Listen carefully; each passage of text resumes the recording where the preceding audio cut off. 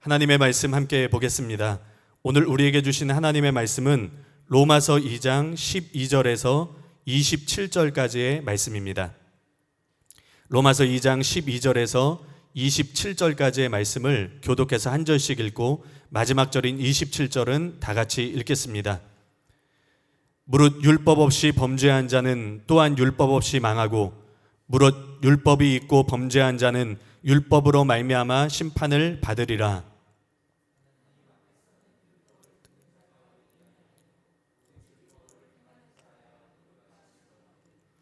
율법 없는 이방인이 본성으로 율법의 일을 행할 때에는 이 사람은 율법이 없어도 자기가 자기에게 율법이 되나니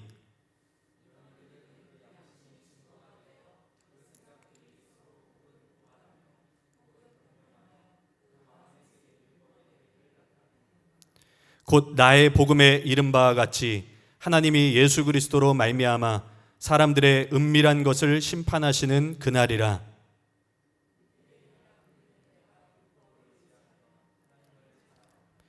율법의 교훈을 받아 하나님의 뜻을 알고 지극히 선한 것을 분간하며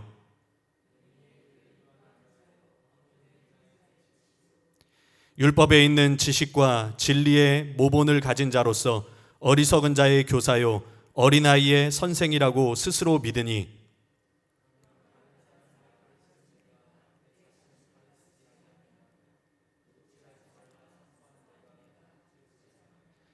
간음하지 말라 말하는 내가 간음하느냐? 우상을 가증히 여기는 내가 신전 물건을 도둑질하느냐?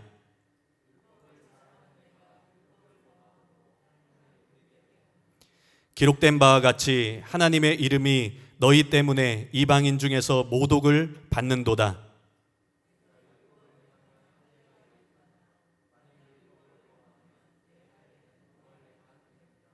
그런즉 무할례자가 율법의 규례를 지키면 그 무할례를 할례와 같이 여길 것이 아니냐. 다 같이 읽겠습니다. 또한 본래 무할례자가 율법을 온전히 지키면 율법 조문과 할례를 가지고 율법을 범하는 너를 정죄하지 아니하겠느냐. 아멘. 이제 담임 목사님께서 나오셔서 로마서 2장 전체가 회개장이다, 이런 제목으로 하나님의 말씀 선포해 주시겠습니다. 네, 오늘은 로마서 2장 말씀을 본문으로 해서 로마서 2장 전체가 회개장이다, 이런 제목으로 말씀을 전하려고 그러는데요. 첫 번째로 우리가 로마서 2장 1절에서 5절을 살펴봤는데 그 1절에서 5절에 보면 4절과 5절에 이 로마서에 유일하게 그 회개라는 단어가 나오죠. 여기 회개라는 단어가 나오니까 회개해야 되는구나, 이렇게 생각해야 되는데 그렇게 생각하지 않고 그게 유대인들에게 한 말이라 가지고 유대인들이 회개하지 않았구나 이러고 넘어가 버리거든요. 유대인들은 회개하지 않았구나. 그런데 지난 시간에 그게 단순히 유대인들이 회개하지 않았다는 말이 아니고 유대인들이 이방인들과 똑같은 일을 행하는 것을 지적한 것이기 때문에 유대인들도 마땅히 회개했어야 되고 이방인들도 회개해야 된다, 그거를 포함하고 있는 것이기 때문에 유대인들은 회개하지 않았다 이런 내용이 아니고 유대인과 이방인 전 인류가 반드시 자기 죄를 회개해야 된다, 그런 메시지가 그 안에 들어있다는 것을 말씀을 드렸어요. 그러니까 로마서가 믿음만 얘기하고 있는 게 아니라 회개도 얘기를 하고 있고 그거 오직 믿음이 아니다, 그런 논리죠. 이제 두 번째로 6절에서 11절을 살펴봤는데 6절에서 11절에 보면 다이아몬드 같은 진리 말할 때 또 요새 많은 학자들이 얘기하고 있는 행위 심판에 대해서 기록이 되어 있는데 이 말씀이 행위 심판이 그 안에 들어있는 건 사실인데 그 안에 행위 심판의 내용이 들어있는 건 사실인데 이거는 회개하지 않는 사람들이 결국 어떤 심판을 받게 될까, 그걸 보여준 거예요. 회개하지 않는 사람들은 결국 어떤 심판을 받게 되고 회개하고 그래서 율법대로 산 사람들은 결국 어떻게 구원을 받게 되는가, 그거를 보여준 거지 단순히 행위 심판을 말한 게 아니라는 거. 문맥에 의해서 보면 그거를 얘기한 거다. 어떤 성도님이 참 우리 성도님들 보면 대단해요. 출판팀 보면 FBI보다도 더 뛰어난 것 같아요. 꿈쩍꿈쩍 놀래. 내가 원고 중에 뭐 별걸 다 찾아내. 그래가지고 올려보내는데, 뭐 어떤 성도님이 영어 성경에 그 5절에서 뭐 10절까지인가 11절까지인가 한 문장이다, 그런 얘기를 했어요. 그죠?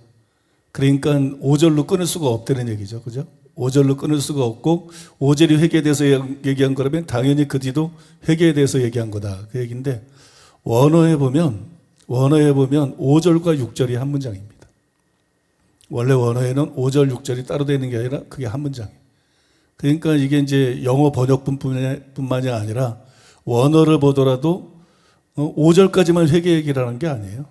6절에서 11절도 회개 얘기를 한 것이고, 회개한 사람은 어떻게 되고 회개하지 않은 사람은 어떻게 되는가, 그걸 행위심판의 원리를 통해서 보여주고, 그러니까 반드시 회개해야 된다. 회개하지 않으면 멸망이다. 그러니까 반드시 회개해야 된다. 그걸 보여준 게 6절이야 11절입니다. 지난 시간에 거기까지 여러분들에게 설명해 드렸는데, 오늘은 이제 12절에서 27절까지 계속해서, 원래는 29절 마지막 절까지 다 하려고 그랬는데 시간이 너무 길어져요. 양이 너무 많더라고요. 교회는 양이 많아야 되는데.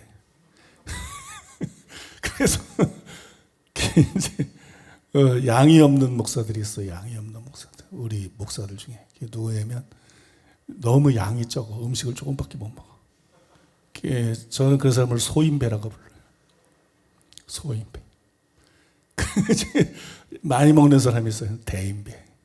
대인. 그리고 조금 먹는 사람은 소인배. 저는 양이 적으세요. 그러면 목사는 양이 많아야 된다.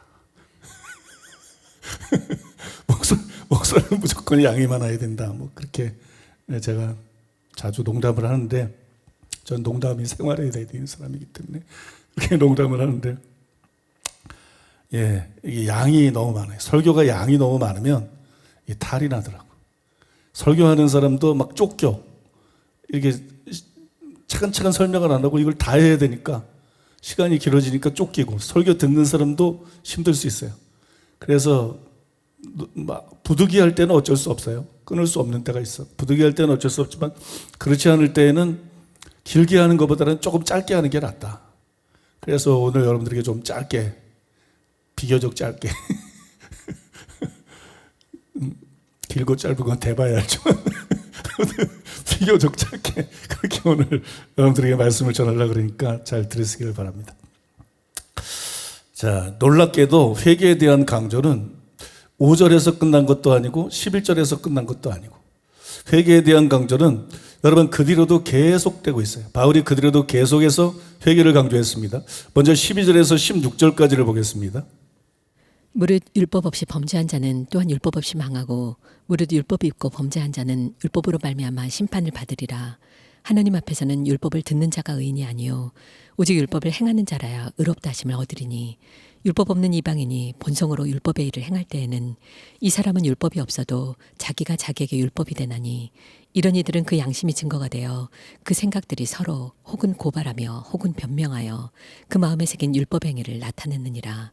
곧 나의 복음에 이른 바와 같이 하나님이 예수 그리스도로 말미암아 사람들의 은밀한 것을 심판하시는 그날이라. 이게 문맥을 살펴보면 이 단락 역시, 지금 방금 읽어드린 말씀들 역시 이방인과 유대인 중에서 회개하지 않은 자들, 이 회개하지 않은 자들이 받을 심판에 대해서 쓴 것이. 그러니까 6절에서 11절은 회개한 사람은 어떻게 구원을 받게 되고, 회개하지 않은 사람은 어떻게 멸망받게 되는가, 행위 심판을 통해서 보여준 거고, 12절에서 16절 말씀은 뭐라고요? 유대인과 이방인 중에서 회개하지 않은 사람들, 회개하지 않은 사람들이 받게 될 심판, 그 심판에 대해서 쓴 것이 방금 우리가 읽은 말씀의 내용입니다. 먼저 12절에 보면 전반절에 이렇게 되어 있어요. 무릇 율법 없이 범죄한 자는 또한 율법 없이 망하고. 이 뭘 말한 거겠어요? 율법 없이 범죄한 자는 율법 없이 망한다. 이건 여러분, 회개하지 않고 범죄하며 사는 이방인들은 심판을 받는다. 회개하지 않고 그래서 범죄하고 사는 그런 이방인들은 결국 심판을 받고 멸망한다. 이거를 말씀하고 있는 것이고, 그 후반절에 보면 무릇 율법이 있고 범죄한 자는 율법으로 말미암아 심판을 받으리라. 율법이 있고 범죄한 자는 율법으로 말미암아 심판을 받으리라. 이건 무슨 뜻이에요? 회개하지 않고 범죄하며 사는 유대인들은 심판을 받고 멸망하게 될 것이다. 회개에 대한 얘기 되는 거예요. 여러분, 이게 들어보면 바로 이해가 되잖아요. 그죠? 문맥을 통해서 살펴보면 뭐 어렵게 설명하잖아요. 이게 바로 이해가 돼요. 그리고 이제 13절인데 13절에 대해서는 의견이 분분합니다. 하나님 앞에서는 율법을 듣는 자가 의인이 아니요 오직 율법을 행하는 자라야 의롭다 하심을 얻으리니. 자, 우리가 이 구절에 대해서 이제 뭐 많은 학자들이 해석하는 걸 많이 우리가 배웠었는데, 여러분 바울이 로마서 3장 20절에서 뭐라 그랬는지 아시죠? 율법 행위로 그의 앞에서 의롭다 하심 얻을 육체가 없다. 율법으로는 죄를 깨달을 뿐이니라. 율법은 죄를 깨닫게 하지 율법을 지키지 못하기 때문에 율법 행위로 의롭다함을 얻을 육체가 없다. 그렇게 말했어요. 그래서 그 말씀 때문에 많은 학자들이 그거하고 지금 읽은 말씀하고 반대되잖아요. 하나님 앞에서는 율법을 행하는 자가 의롭다함을 받는다. 율법 행위로 의롭다함을 못 받는다 그랬는데, 이게 서로 이제 반대가 되기 때문에 많은 학자들이 13절이 이게 실제가 아니다. 율법 행위로 의롭다함을 못 받는데 어떻게 율법을 지키는 자는 의롭다함을 받는다고 하면 이게 실제가 아니라 가상이다. 가상이다. 그렇게 여러분 주장을 합니다. 이거는 바른 해석이 아니에요. 회개라는 문맥을 보지 못했기 때문에 그렇게 생각하는 거예요. 회개라는 문맥을 보지 못하고 13절 자체만 보기 때문에 이게 이해가 안 되는 거예요, 도저히. 그래서 그런 결론에 도달을 한 것입니다. 바울이 계속해서 회개에 대해서 말하고 있다. 이것만 딱 생각하면, 이걸 놓치지 않고 보면 13절은 조금 더 이상한 것이 아니에요. 하나님 앞에서는 율법을 듣는 자가 의인이 아니요 오직 율법을 행하는 자라 의롭다 하심을 얻으리니. 율법의 행위로 의롭다함 받는다고 말하는 그런 가능성은 제로죠. 그러니까 이 말씀이 무슨 뜻이겠어요? 지금 회개에 대해서 계속 말하고 있는 거잖아요. 그죠? 그러니까 하나님 앞에서는 회개하지 않고 율법을 듣기만 하는 이런 유대인 같은 외식하는 자들 같은 이런 사람들이 의인이 아니다. 하나님 앞에서는 회개해서 율법을 행하는 자, 회개해서 율법을 들을 뿐만 아니라 율법을 행하는 자가 의롭다함을 얻는다. 단순히 그 뜻이에요. 단순히 그 뜻입니다. 아주 깔끔하죠. 다른 학자들은 이 13절 말씀이 믿는 자가 받을 칭의에 대한 것이다. 그렇게 해석을 합니다. 얻으리니 이게 미래 시제잖아요. 미래에 얻을 거라는 거잖아요. 또 16절 말씀 때문에 이게 이제 의롭다함 받는 게 임의의 칭의가 아니라 아직의 칭의를 말한다. 즉 궁극적인 구원을 그들이 받게 될 것에 대해서 믿는 자가 받을 궁극적인 구원에 대해서 말한 것이다. 이렇게 대부분의 또 이제 실력 있는 학자들이 그렇게 해석을 하고 있어요. 하지만 그거는 온전한 해석이 아니에요. 바울이 13절에서 진짜로 말하고 있는 것은 율법을 듣기만 하고 행하지 않는 그런 유대인하고 다르게 죄를 회개하고 율법을 행하는 자들은 궁극적인 칭의를 받게 될 것이다. 궁극적인 구원을 받게 될 것이다. 바울은 지금 그 얘기를 하고 있는 겁니다.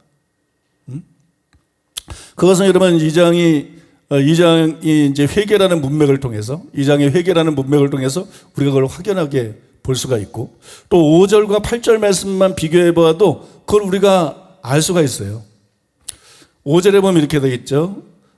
다만 내 고집과 회개치 아니한 마음을 따라 진노의 날 곧 하나님의 의로우신 심판안이 나타나는 그날에 임할 진노를 내게 쌓는도다. 또 8절에 보면 오직 당을 지어 진리를 따르지 아니하고 불의를 따르는 자들에게는 진노와 분노로 하시리라. 그러니까 5절은 뭘 보여주고 있어요? 회개하지 않는 사람들은 심판날 하나님의 진노의 대상이 된다. 그래서 진노를 당하게 된다. 심판을 당하게 된다. 멸망당하게 된다. 근데 8절에 뭐라 그랬어요? 불의를 따르는 자에게. 왜 불의를 따라요? 회개 안 했으니까. 회개했으면 불의에서 돌아서서 회개 안 했으니까. 불의를 따르는 자에게 진노와 분노로 하실 것이다. 똑같은 얘기를 하고 있는 거잖아요. 똑같이 그들이 받을 심판에 대해서 얘기하고 있는 거잖아요. 그래서 이 단락에서 다루고 있는 것도 회개하지 않은 자들을 말하고 있는 거라는 거예요. 또 여러분 바울이 13절에서 바울이 우리는 13절을 계속 살펴보고 있죠. 이 13절에서 회개하고 율법을 행하는 자들이 궁극적인 칭의를 받는다. 이런 의미라는 건데 제 말은 그죠? 이렇게 말했다는 것은 이 바울이 13절에서 갈라디아서 3장 10절에서처럼 율법책에 기록된 대로 모든 일을 항상 행하는 거. 이게 율법행위입니다. 이게 율법행위거든요. 율법적에 기록된 대로 모든 일을 항상 행하는 거. 그러니까 율법의 행위로 의롭다 얻을 육체가 없는 거예요. 우리는 그렇게 살 수가 없으니까, 그 누구도 그렇게 살 수가 없으니까. 그것을 말한 것이 아니라 여기 말씀에 나오잖아요. 단지 율법을 듣기만 하지 않고 행하는 것에 대해서 말하고 있는 거예요. 완벽하게 지키는 율법 행위를 말하고 있는 게 아니에요. 하나님 앞에서는 율법을 듣는 자가 의인이 아니요 행하는 자의 의롭다함을 받으리니. 그러니까 유대인들은 듣기만 하고 지키질 않았다는 거예요. 그죠? 그러니까 이거는 완벽한 어떤 율법 행위를 말하는 게 아니라 그냥 설교를 듣기만 하느냐 아니면 그걸 지키느냐. 여러분, 회개한 사람이 말씀대로 100% 완벽하게 사는 건 아니잖아요. 그죠? 믿고 구원받은 사람이 100% 완벽하게 사는 건 아니잖아요. 그러니까 듣기만 하느냐 지키느냐, 지금 그걸 말하고 있는 거거든요. 이걸 통해서 우리가 알 수 있다는 거예요. 그게 바로 여러분 회개하는 자에게 요구되는 거 아니에요? 회개하는 자에게 요구되는 게 당장 100% 완벽하게 말씀대로 살려는 거예요. 그렇지 않으면 회개 안 한 거라는 거, 그거 아니죠. 그죠?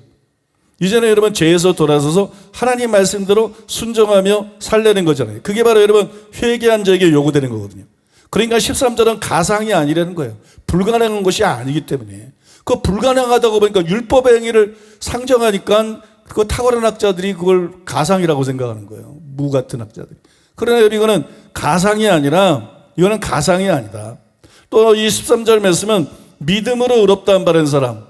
요즘에 이제 우리 교회에서 많이 인용했던 그런 유명한 성서 신학자들이 말하는, 대부분 이구동성으로 말하는 믿음으로 의롭다함 받은 사람, 그거 얘기하고 있는 것도 아니다.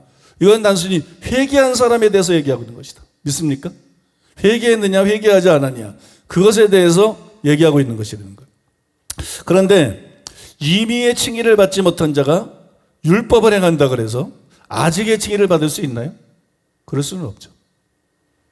임의의 칭의를 받은 사람만 아직의 칭의를 받을 수 있는 거예요. 그죠? 회개하고 예수 믿고 의롭다함 바른 사람만 미래의 궁극적인 구원을 받을 수 있는 거 아니에요?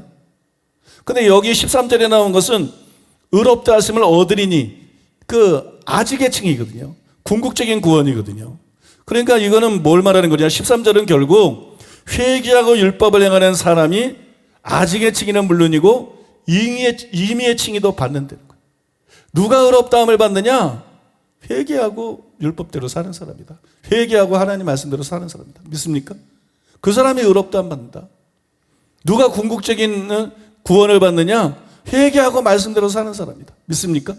이게 두 가지에 다 걸려 있다는 거예요. 왜냐하면 두 번째 것만 받는 건 불가능하고 두 번째 거를 받는다는 거는 앞에 거를 전제하는 것이기 때문에 회개한 사람이 이걸 받는다는 걸 말하는 거예요. 그러니까 여러분, 오직 믿음이 아니라는 거예요. 이신칭이 이렇게 단순히 말할 수 없다는 거예요. 그냥 믿음에 의해서만 우리가 의롭다함 받는 거 아니라는 거예요. 오직 믿음이 아니고 회개와 믿음에 의해서 의롭다함을 받는다는 것이 이 말씀을 통해서 분명히 드러나는 것입니다. 우리는 오직 믿음으로 구원받는 거 아닙니다. 우리는 회개하고 믿음으로 예수님의 십자가 보혈 공로로 구원을 받습니다. 어떤 사람은 이 짱구 같아. 그래서 믿음으로 의롭다함 받는다 그러면 믿음은 예수님의 십자가 대속 공로를 믿는 거니까, 아, 이거 은혜로 받는 구원인데 거기 회개가 되면 이거 은혜로 받는 구원이 아니잖아. 회개는 죄를 끌어버리고 말씀 들어서. 여러분, 믿음이 왜 은혜가 되는 거죠? 예수님의 십자가 보혈 공로를 믿기 때문에 은혜가 되는 거예요. 믿었기 때문에 구원받는 게 아니고 믿었기 때문에 예수님의 십자가 보혈 공로가 그에게 적용이 돼서 예수님의 십자가 보혈 공로로 구원을 받기 때문에 은혜가 되는 거예요. 여러분, 회개가 왜 은혜를 해치지 않죠? 베드로가 그랬잖아요.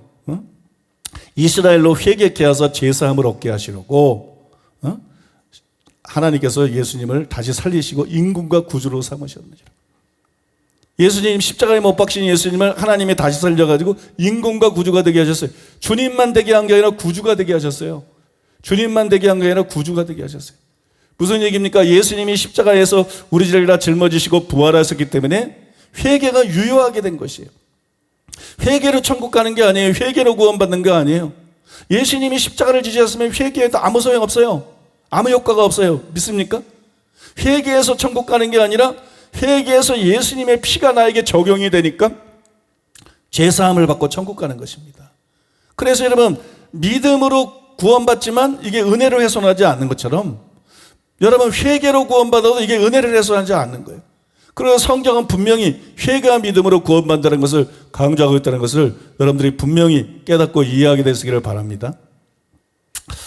또한 16절을 통해서 우리는 회개와 믿음으로 의롭다함을 받는다. 오직 믿음이 아니다.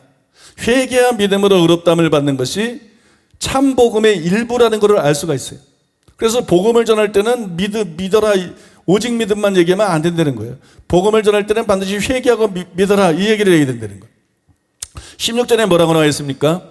곧 나의 복음에 이른 바와 같이 하나님이 예수 그리스도로 말미암아 사람들의 은밀한 것을 심판하시는 그날이라.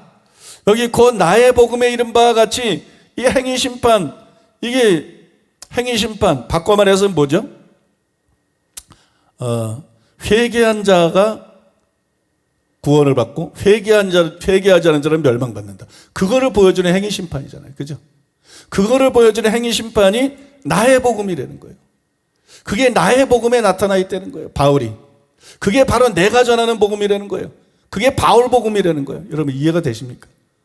그게 바로 바울 복음이라는 거예요. 그게 바로 바울이 깨달은 복음이고 바울이 전한 복음이라는 거예요. 회개해야 심판날 하나님의 진노를 피하고 아직의 칭의를 받을 수 있습니다. 그거는 복음 진리의 일부예요. 그것도 나의 복음. 누구의 복음? 그게 나의 복음.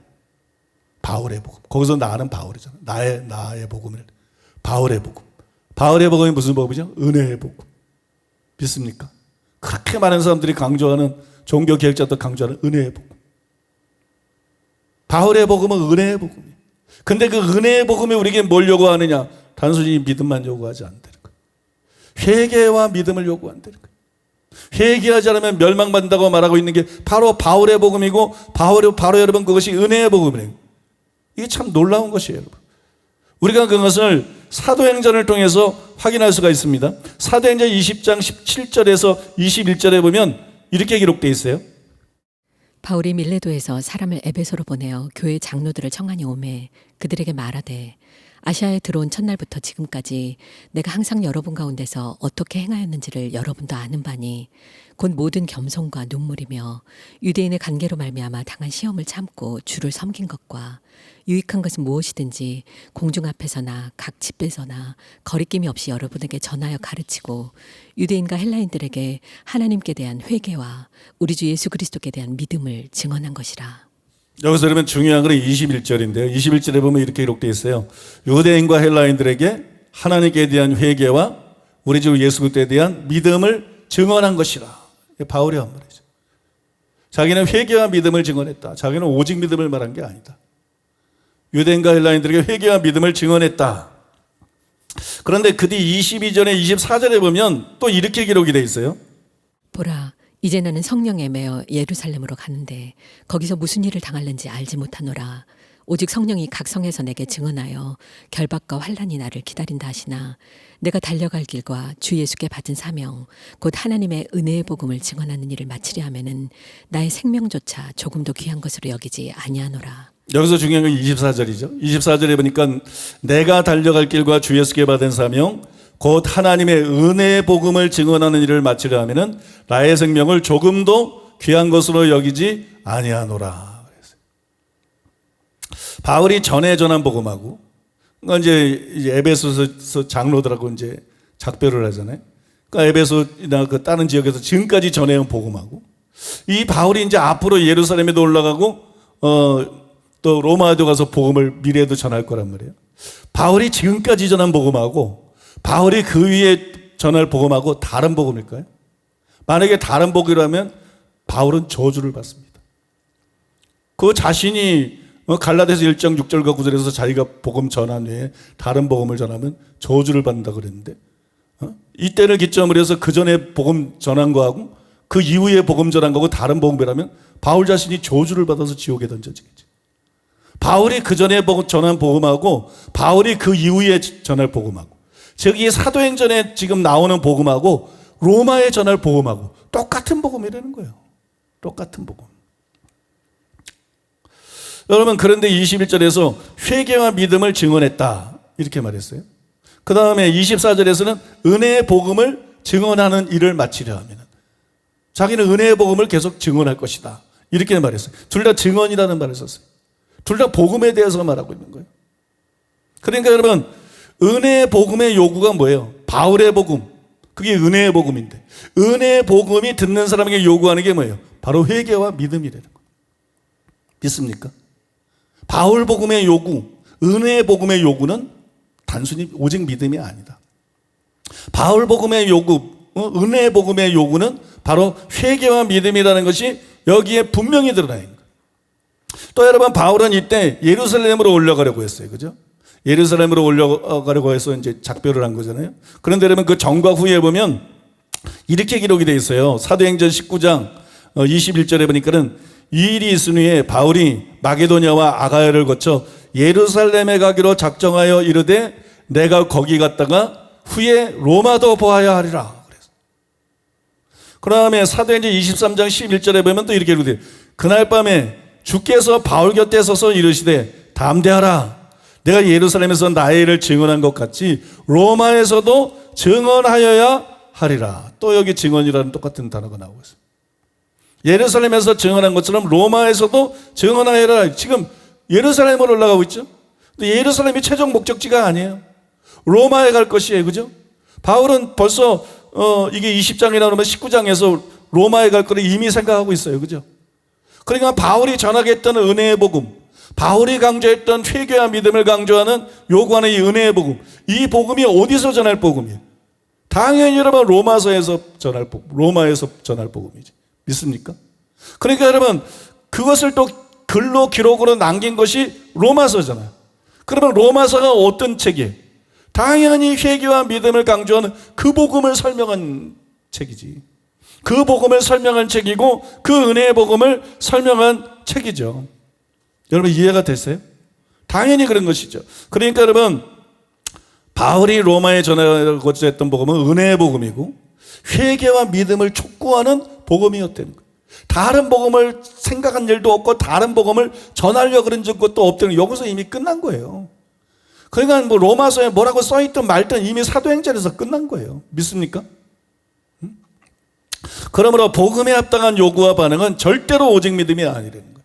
복음에 합당한 요구와 믿음은 회개와 믿음이라는 것이, 그것이 은혜의 복음, 즉 율법의 행위를 부인하고 믿음으로 말미암아 하나님의 은혜로 의롭다함을 받는다는 것을 강조하는 은혜의 복음, 제가 바울의 복음의 요구라는 것이. 믿습니까? 근데 왜 오직 믿음을 떠드는 거예요? 종교개혁자가 잘못한 거지. 무지해가지고 성경을 제대로 이해를 못하고 그냥 단편적으로 성경을 보고 엉뚱한 짓들을 한 거지. 그죠?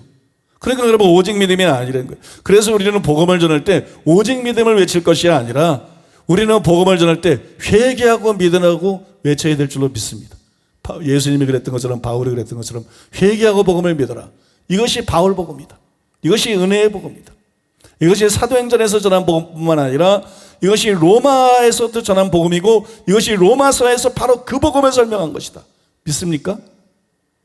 그거 여러분 이해하시기 바랍니다. 한편 괄호 안에 있는 14절과 15절을 자칫하면, 이 14절과 15절 말씀은 자칫하면 오해할 수가 있어요. 율법 없는 이방인이 본성으로 율법의 일을 행할 때에는 이 사람은 율법이 없어도 자기가 자기에게 율법이 되나니 이런 이들은 그 양심이 증거가 되어 그 생각들이 서로 혹은 고발하며 혹은 변명하여 그 마음에 새긴 율법의 행위를 나타내느니라. 저는 앞에서 선을 행하는 거, 본문에 나오는 로마서 2장에 나오는 선을 행하는 거 혹은 율법을 지키는 것이 회개했기 때문에 말씀대로 사는 것을 뜻한다. 그렇게 말씀드렸어요. 그래서 그렇기 때문에 그러면 14절은 어떻게 된 거냐, 이런 질문이 나올 수 있죠. 왜 14절에 보면 율법 없는 이방인이 본성으로 율법의 일을 행할 때에는 이렇게 기록되어 있어요. 아니 회개해서 율법을 행할 때에는 이래야지 본성으로 율법을 행한다 그러니까 예수도 안 믿는 사람이구만 이거. 그죠? 그러니까 여러분, 회개함으로 율법을 행할 때에는 그래야지 본성으로 율법을 행할 때에는 어떻게 이런 말을 쓰느냐. 그러니까 이거 회개한 자를 말하는 거 아니지 않느냐. 그러니까 지금까지 해석이 틀린 거 아니냐, 이런 의문이 14절에서 나올 수 있다는 거예요. 그러나 14절 말씀은 구원받지 않은 사람들이, 예수를 믿지 않는 사람들이 본성으로 구원받은 사람처럼 율법을 행할 수 있고 그렇게 율법을 행하는 사람은 구원받는다, 그런 뜻이 아니에요. 그런 구원은 없습니다. 그런 구원은 없어요. 그렇게 구원이 가면 어떤 의미에서 기독교는 필요가 없죠. 그런 구원은 없고 그런 것은 불가능해요. 많은 사람들이 이 구절에 대해서 상상을 하고 있는데 그게 잘못된 상상이에요. 저도 신학생 때나 상당히 오랜 기간 동안 그런 착각이, 이게 이제 여기 율법 없는 이방인이 그러니까 무슨 구약의 유대인이 아닌 이방인, 유대교를 믿는 유대인들이 아닌 이방인, 아니면 신학시대 때는 복음이 전파되지 않은 그런 지역에 살다가 죽은 사람들, 이런 사람들이 구원에 대해서 뭔가를 여기서 말하고 있는 거 아닌가, 이렇게 생각하는 사람들이 많아요. 전혀 상관없는 구절입니다. 이 부분은 그런 사람들에 대해서 전혀 얘기하고 있지 않습니다. 그런 사람들의 구원에 대해서 전혀 얘기하고 있지 않아요. 이것은 단지 지금 읽어드린 이 말씀은 단지 12절에 무릇 율법 없이 범죄한 자는 또는 율법 없이 망하고, 이거를 설명한 거예요. 율법 없이 범죄한 자는 율법 없이 망한다. 그걸 설명한 게 이 구절이에요. 율법이 없는 이방인이 본성으로 율법을 행할 때는 이 사람이 율법이 없어도 율법 없는 자잖아. 자기가 자기의 율법이 되나니 이런 이들은 그 양심이 증거가 되어 그 생각들이 혹은 서로 혹은 고발하며 혹은 변명하여 그 마음에 새긴 율법의 행위를 나타내느니라. 여기 율법의 일을 행할 때에는 이러니까 마치 율법을 지킬 수 있는 것처럼 착각하는데 그런 뜻이 아니에요, 여러분. 여기 뭐라고 나와 있는가 보세요. 그 생각들이 서로 혹은 고발하며. 고발한다 그랬어요. 고발하며 혹은 변명하며.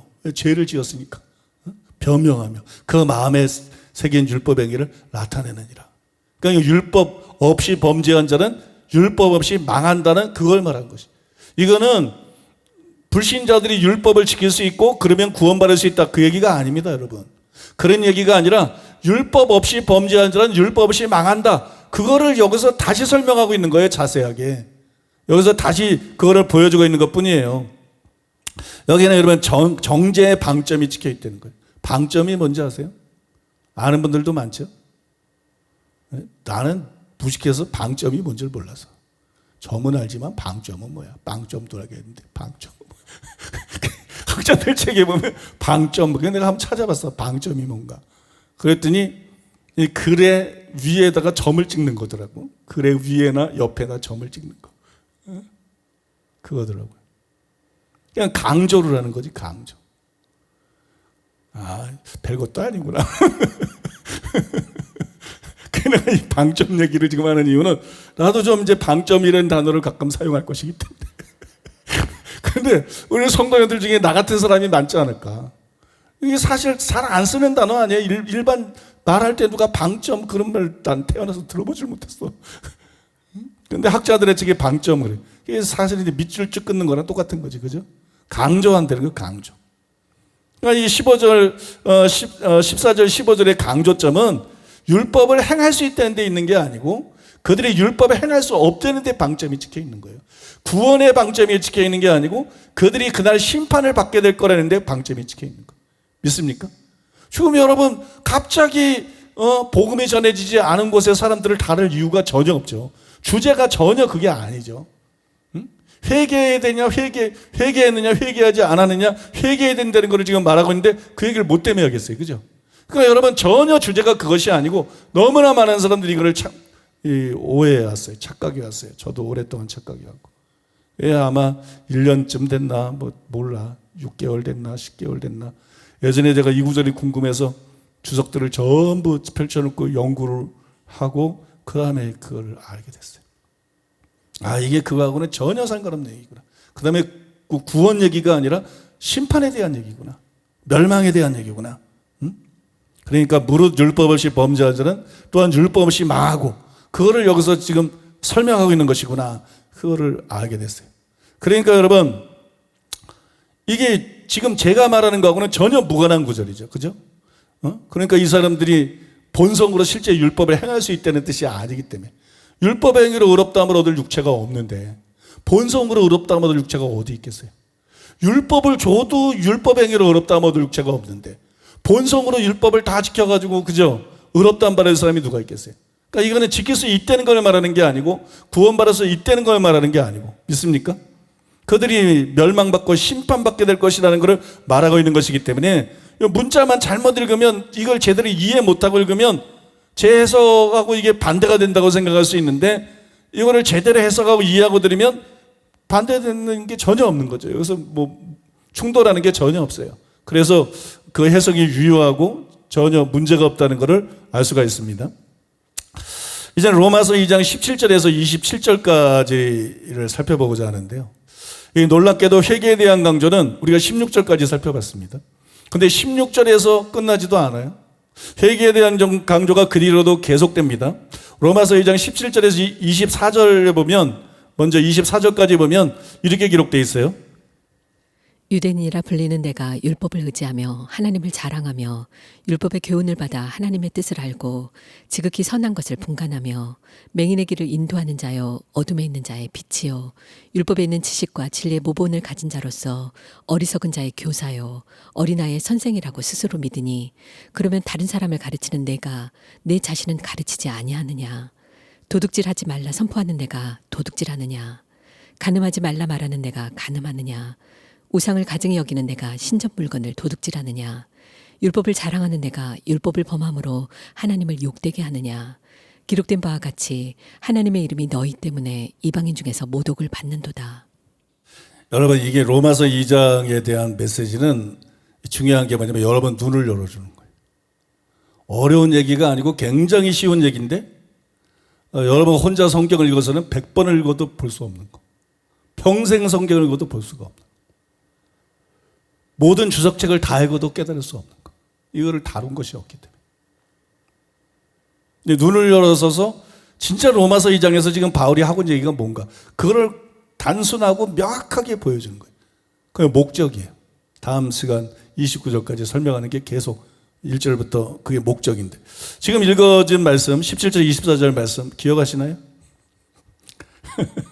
이 17절 24절 말씀 아무튼 유대인들이 막 율법을 가지고 있는 거를 막 자랑했는데 그리고 자기는 뭐 빛이고 자기네들은 선생이다. 이방인들의 선생이다. 이렇게 생각을 했는데 근데 다른 사람을 가르치면서 자기를 가르치지 않았다는 거예요. 그러니까 그들이 죄를 짓고 율법을 범하고 살아서 이방인들 가운데 믿지 않는 자들 가운데 유대인들 때문에 하나님의 이름이 모독을 받고 있다. 이런 얘기가 되어 있어요. 이게 무슨 내용일까요? 여러분 이걸 잘 보시면 이 구절들이 지금 뭘 말하고 있는 거냐면 1절 이하 5절에서 말한 것을 더 구체적으로 말하고 있는 겁니다. 1절에 5절에서 남을 판단하는 내가 같은 일을 행한다. 회개치 아니함으로 하나님의 심판하는 이 말을 진노를 내가 쌓고 있다. 유대인들에게 말한 거죠. 그러니까 유대인들이 뭐예요? 이방인들을 판단하면서 그들 자신은 정작 회개하지 않음으로써 율법을 지키지 않고 있다. 그거를 지금 더 자세히 설명한 거예요. 이해가 되십니까? 이걸 더 자세히 설명한 거예요. 그러니까 하나님을 믿는다고 하지만 회개하지 않고 죄 가운데 살고 있는 유대인들을 강하게 질책한 것입니다. 그러니까 이게 무슨 내용이에요? 회개에 대한 내용이죠. 1절이야 5절이 회개에 대한 내용인 것처럼 정확하게 17절에 24절에 있는 내용도 지금 회개에 대해서 말하고 있는 거예요. 그리고 그 다음 부분도 마찬가지예요. 그 다음 부분이 25절에 27절인데 거기 이렇게 기록되어 있어요. 내가 율법을 행하면 할례가 유익하나? 만일 율법을 범하면 내 할례는 무할례가 되었느니라. 그러지 무할례인 자가 율법의 규례를 지키면 그 무할례를 할례와 같이 여길 것이 아니냐. 또한 본래 무할례자가 율법을 온전히 지키면 율법의 조문과 할례를 가지고 율법을 범하는 너를 정죄하지 아니하겠느냐. 이렇게 말을 했죠. 이 뭐가 복잡해요. 그죠? 뭐 무할례가 할례가 되고 할례가 이건 복잡한 얘기인데 아주 간단한 얘기예요. 이게 무슨 얘기냐면 바울은 회개하지 않고도 하나님을 믿고 할례를 받았으니까 구원받았다. 이렇게 착각하는 유대인들의 망상을 깨트리고 있는 거예요. 네가 하나님 믿는다고 할례 받았다고 하나님 백성이라고 지금 계속 할례 얘기하잖아. 근데 율법을 안 지켜. 회개를 안 하기 때문에 율법을 안 지켜. 그럼 너는 진짜 유대인이 아니다. 너는 진짜 하나님의 백성이 아니다. 너는 가짜다. 그 얘기하고 있는 거예요, 여러분. 굉장히 복잡한 얘기인데 이 회개라는 문맥을 통해서 이것이 회개에 대한 글이다. 그러고 나서 보면 굉장히 간단한 거예요. 유대인이고 할례를 받았는데, 그죠? 그 우리는 구원받았고 천국 간다 이렇게 생각하는데 무슨 소리야? 회개도 안 한 것들이. 회개도 안 해서 계속 너희는 율법을 범하고 있잖아. 율법을 지키지 않고 있잖아. 그러니까 그거로는 구원받지 못한다. 그거는 무효다. 그런 망상에서 깨어나라. 그런 얘기를 하고 있는 것입니다. 이거는 제가 뭐 더 설명도 필요 없지만 조금 이따 약간 더 보여드릴 건데, 여기서 먼저 여러분들에게 설명해 드릴 것은 여러분들이 여기서 꼭 알아야 될 것이 있어요. 그거는 로마서 2장이 회개에 대해서 말하고 있다. 이거를 놓치면 로마서 2장에 나오는 여러 구절들이 이상한 구절이 되어버려요. 바울이 왜 이런 말을 하는지 황당해. 아주 이상한 구절이 됩니다. 분명히 우리는 선행이나 율법의 행위로 구원받을 수 없죠. 율법의 행위로 의롭다받을 수 없어요. 선행으로 의롭다받을 수 없어요. 선행으로 구원받을 수 없어요. 근데 바울이 뭐라 그랬어요? 6절이야 11절에서 이렇게 말했잖아요. 하나님께서 각 사람에게 그의 행한 대로 보응하시되, 여기까지는 그래도 괜찮아. 근데 참고 선을 행하여 영광과 존귀와 썩지 아니함을 구하는 자에게 영생으로 하시고. 이해가 할 수 없는 말이죠. 무슨 밑도 끝도 없이 참고 선을 행한다고 영생으로도, 그죠? 그거 아니잖아요. 율법행위로 구원받는 거 아니니까. 선행으로 구원받는 거 아니니까. 그 다음에 그 뒤에 또 이렇게 말하죠. 선을 행하는 각 사람의 영에는 영광과 존귀와 평강이 있으리니, 먼저는 유대인에게요, 그리고 헬라인에게라. 이렇게 똑같은 말이거든요. 선을 행하는 사람이 결국 구원받는다는 거예요. 선을 행하는 사람이 영생을 얻고 선을 행하는 사람들이 천국 간다는 거예요. 이게 회개라는 문맥에서 띄어서 6절에서 11절 말씀을 보면, 이 부분들을 읽어보면 바울이 여기서 왜 이런 말을 하지? 율법의 행위로 구원받는 거 아닌데, 의롭다 안 받는 거 아닌데, 선행으로 구원받는 거 아닌데, 참고 선을 행하는 자는 영생을 한다니, 이게 무슨 말이야? 그죠? 이해할 수가 없게 되죠. 또 13절도 마찬가지예요. 하나님 앞에서는 율법을 듣는 자가 의인이 아니요 오직 율법을 행하는 자라야 의롭다 하심을 얻으리니, 말도 안 되는 소리지. 이건 아까 말했던 3장 20절하고 완전히 반대되는 소리고, 율법 행위로 의롭다 함을 육체가 없다 그러면서 갑자기 율법을 행하는 자라야 의롭다 함을 받으리니, 이게 무슨 말인가? 왜 바울이 여기서 이런 말을 하는가? 의문이 증폭될 수밖에 없는 거예요. 그 다음에 우리가 조금 전에 다룬 그 25절에 27절도 마찬가지예요. 거기에 보면 내가 율법을 행하면 할례가 유익하나 만일 율법을 범하면 내 할례가 무할례가 되느니라. 보세요. 내가 율법을 행하면 할례가 유익하나? 유익하나라는 것 자체가 이미 앞에 뭐가 있는 거지. 그러니까 회개하고 제대로 믿고 신앙생활하는 게 있는 거지. 그죠? 유익하나 만일 율법을 범하면 내 할례는 무할례가 되었느니라. 그러니까 하나님 믿는다 그러고 할례를 받고 하나님의 백성이, 이거 아무 다 소용이 없다는 거죠. 그런즉 무할례자가 율법의 규례를 지키면 그 무할례자를 할례와 같이 여길 것이 아니냐. 또한 본래 무할례자가 율법을 온전히 지키면 율법 전문가 할례를 가지고 율법을 범하는 너를 정죄하지 아니하겠느냐. 이 구절도 당황스러울 수밖에 없어요. 12절이야 15절에 의하면 3장 20절뿐만이 아니라 율법의 행위로 의롭다 받을 수 없다, 그것뿐만이 아니라 우리가 살펴본 12절이야 15절에 의하면 율법 없는 이방인은 본성에 새겨져 있는 마음의 율법을 온전히 지킬 수가 없어요. 율법 없는 이방인들이 본성에 있는 새겨져 있는 마음의 율법을 온전히 지킬 수 있으면 예수님이 십자가 질 이유가 없지. 그래서 살아서 구원받고 아닌 사람은 지옥 가면 되지. 그죠? 그거는 여러분 불가능한 것이에요. 그것이 12절에 15절에 분명히 기록되어 있는데 왜 여기서 무할례자가 율법의 규례를 지키면 이런 말을 하는가? 이방인들인데 무할례자가 율법을 지키면, 또는 무할례자가 율법을 온전히 지키면 왜 이런 말을 하지? 왜 이것이 가능한 것처럼 말하고 있지? 도대체 이게 무슨 말이지? 유대인들이 하나님 믿는다 그러고 할례를 받았지만 율법을 범하면 무할례가 됐다. 그러니까 무할례가 됐다는 것은 이방인과 같이 됐다. 그러니까 너희 믿음은 헛것이다. 너희들은 하나님 백성이 아니다. 너희들은 멸망하게 될 것이다. 그런 얘기하고 있는 거 아니에요, 여러분? 그런데 여러분, 그거는 이해가 되지만 그런즉 무할례자가 율법의 규례를 지키면, 이건 갑자기, 근데 왜 무할례자가 갑자기 율법을 지켜? 왜 이방인들이 갑자기 율법을 지켜? 그것도 떠나서 또한 무할례자가 율법을 온전히 지키면, 아니 어떻게 무할례자가, 이방인들이 믿지도 않는 사람들이 율법을 온전히 지켜? 도대체 바울이 뭘 얘기하는 거야? 이 로마서 2장이요, 이걸 모르고 읽으면 헷갈리는 데가 굉장히 많아요. 그죠? 제가 세 군데로 굉장히 설명해 드렸잖아요. 예를 들었잖아요. 이게 이해할 수가 없는 거예요. 그래서 어떤 학자들은 가정이라고 주장하는 거예요. 이게 말이 안 되는 얘기잖아. 무슨 선을 행한다고 영생으로도. 그죠? 이게 말이 안 되잖아. 무슨 율법을 행하는 자가 의롭다함을 받아? 이게 말이 안 되잖아. 무슨 무할례자가 율법의 규를 지키고 무할례자가 율법을 온전히 지켜? 그러니까 이게 가정이다, 가상이다. 그렇게 학자들이 이게 말이 안 되니까 그런 해석을 하는 거예요. 이해가 안 되니까. 이해가 됐어요, 여러분? 그 다음에 여러분 또 다른 학자들은 마지막 두 구절에 나오는 마음의 알라와 다음 시간에 살펴볼 건데 의문에 있고 영에 있지 않다. 그러니까 마음의 알레는 의문, 율법으로 될 수 있는 게 아니다. 성령에 의해서만 마음의 알레를 받을 수 있다. 뭐 이런 얘기인데 여러분 이런 말씀에 근거를 해서 아니 누가 그러면 그 성령에 의해서 성령은 믿는 자에게 주어지는 거 아니야? 새 언약에. 그러니까 이게 믿는 자들에 대한 얘기다. 믿는 자들에 대한 얘기다. 그렇게 말하는 거예요. 율법을 못 지키는 자고 반대되는 할례를 받아서 율법을 안 지키는 자고 반대되는 그게 표면적 유대인이고 뒤에 봐보면 이면적 유대인은 마음의 할례를 받아서 그걸 지키는 사람들이니까 결국.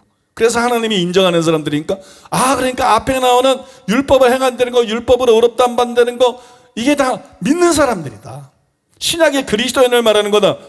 이게 앞에서 이해가 안 되니까 뒤에서 꼬아온 거야. 뒤에서 꼬아가지고 마음의 할례가 나오잖아. 마음의 할례가 있잖아.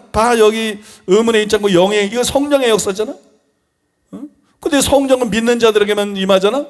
그러니까 이게 믿는 자들에 대한 얘기가 틀림없어. 그리고 절대 다수의 학사들이 그렇게 해석하는 거야.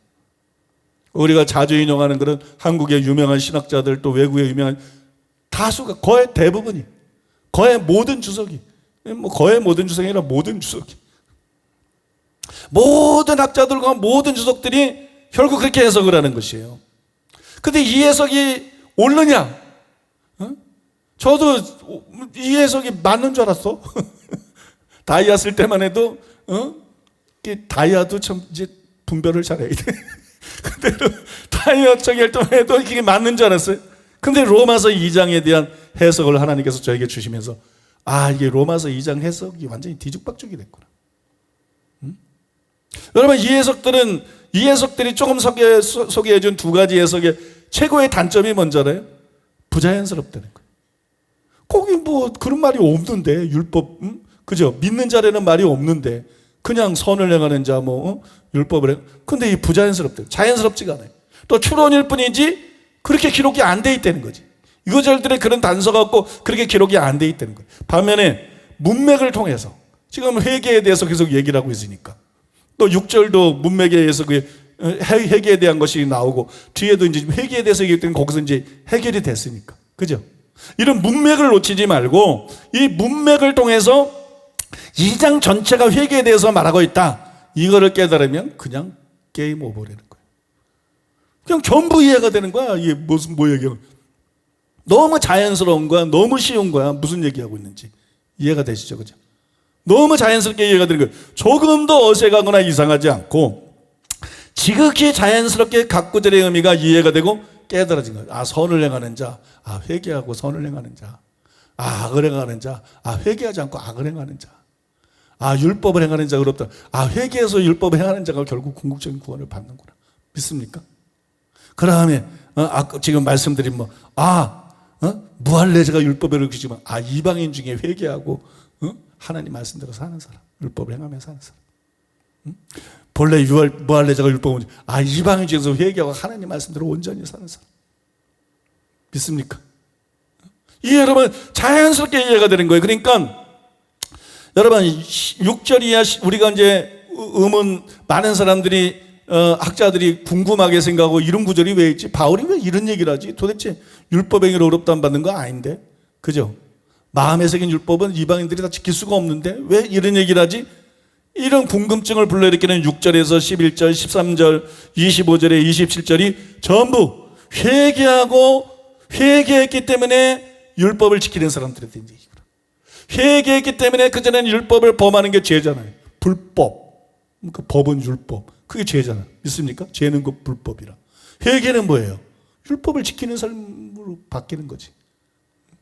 바로 여러분 이 사람들이 전부 회개한 사람 얘기하는 거구나.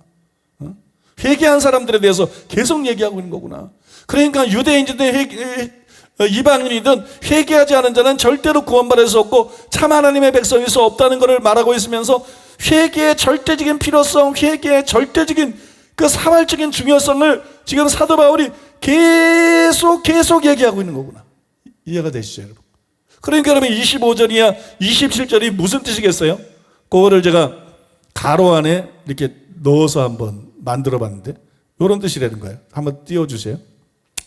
내가 회개하고 율법을 행하면 할례가 유익하나 만일 회개하지 않고 계속 율법을 범하면 내 할례는 무할례가 되었느니라.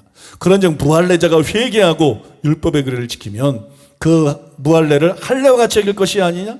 또한 본래 무할례자가 회개하고 율법을 온전히 지키면 율법 조문과 할례를 가지고 회개하지 않고 계속 율법을 범하는 너를 정죄하지 아니하겠느냐? 굉장히 자연스럽게 이해가 되죠. 문맥을 통해서 지금 바울이 회개하고 있다는 걸 우리가 알았어요. 그죠? 그러니까 그 문맥에 부여하는 의미를 여기다 대입해 보면 이게 무슨 의미인지 그냥 쏙쏙 이해가 되는 거예요. 그죠? 이게 어떤 의미인지 확실히 이해가 너무 자연스럽고 쉽게 이해가 되고 그 다음에 마음에 그냥 금방 공명이 되잖아요. 아, 이런 뜻이었구나. 아, 이런 뜻이었구나. 근데 이걸 회개라는 문맥에서 떼어내서 이 구절들만 보니까 이건 뭐야? 그러고 이건 가상이야. 불가능해. 이 어떻게 율법행위로 구원을 받아? 불가능해. 또 이제 머리 뒤에서 막 꼬아가지고 28절 꼬아서 이건 믿는 사람에 대한 거야. 맨 오직 믿음밖에 아는 게 없으니까 이건 믿는 사람에 대한 거야. 이렇게 여러분 로마서를 해석하면서 모든 주석이 왜곡을 한 거야. 모든 강해 설교집이 왜곡을 하고 모든 주석들이 로마서 2장을 갖다가 이렇게 왜곡해 온 것이에요. 참고로 우리는 산상수훈 시리즈 설교에서 마태복음 4장 17절에 근거를 해가지고 팔복의 사람들, 이게 곧 제자인데 팔복의 사람이라는 건 꼭 제자들을 말하는 건데 팔복의 사람들, 그 제자들 이게 제자들의 특징이다. 그죠? 팔복의 사람들은 제자들의 특징이다. 그냥 누가복음 14장에 보면 제자가 지불해야 될 대가가 나오잖아. 우리는 막 헷갈려. 여러분, 제자가 지불해야 될 대가가 구원을 얻기 위해 반드시 사람이 지불해야 될 대가예요. 여러분, 제자가 되는 게 곧 구원받는 거예요. 믿습니까? 회개한 사람이 제자예요. 회개 안 한 사람은 제자가 아니고. 믿습니까? 회개한 사람이 제자고, 제자 훈련한다고 제자가 아니야.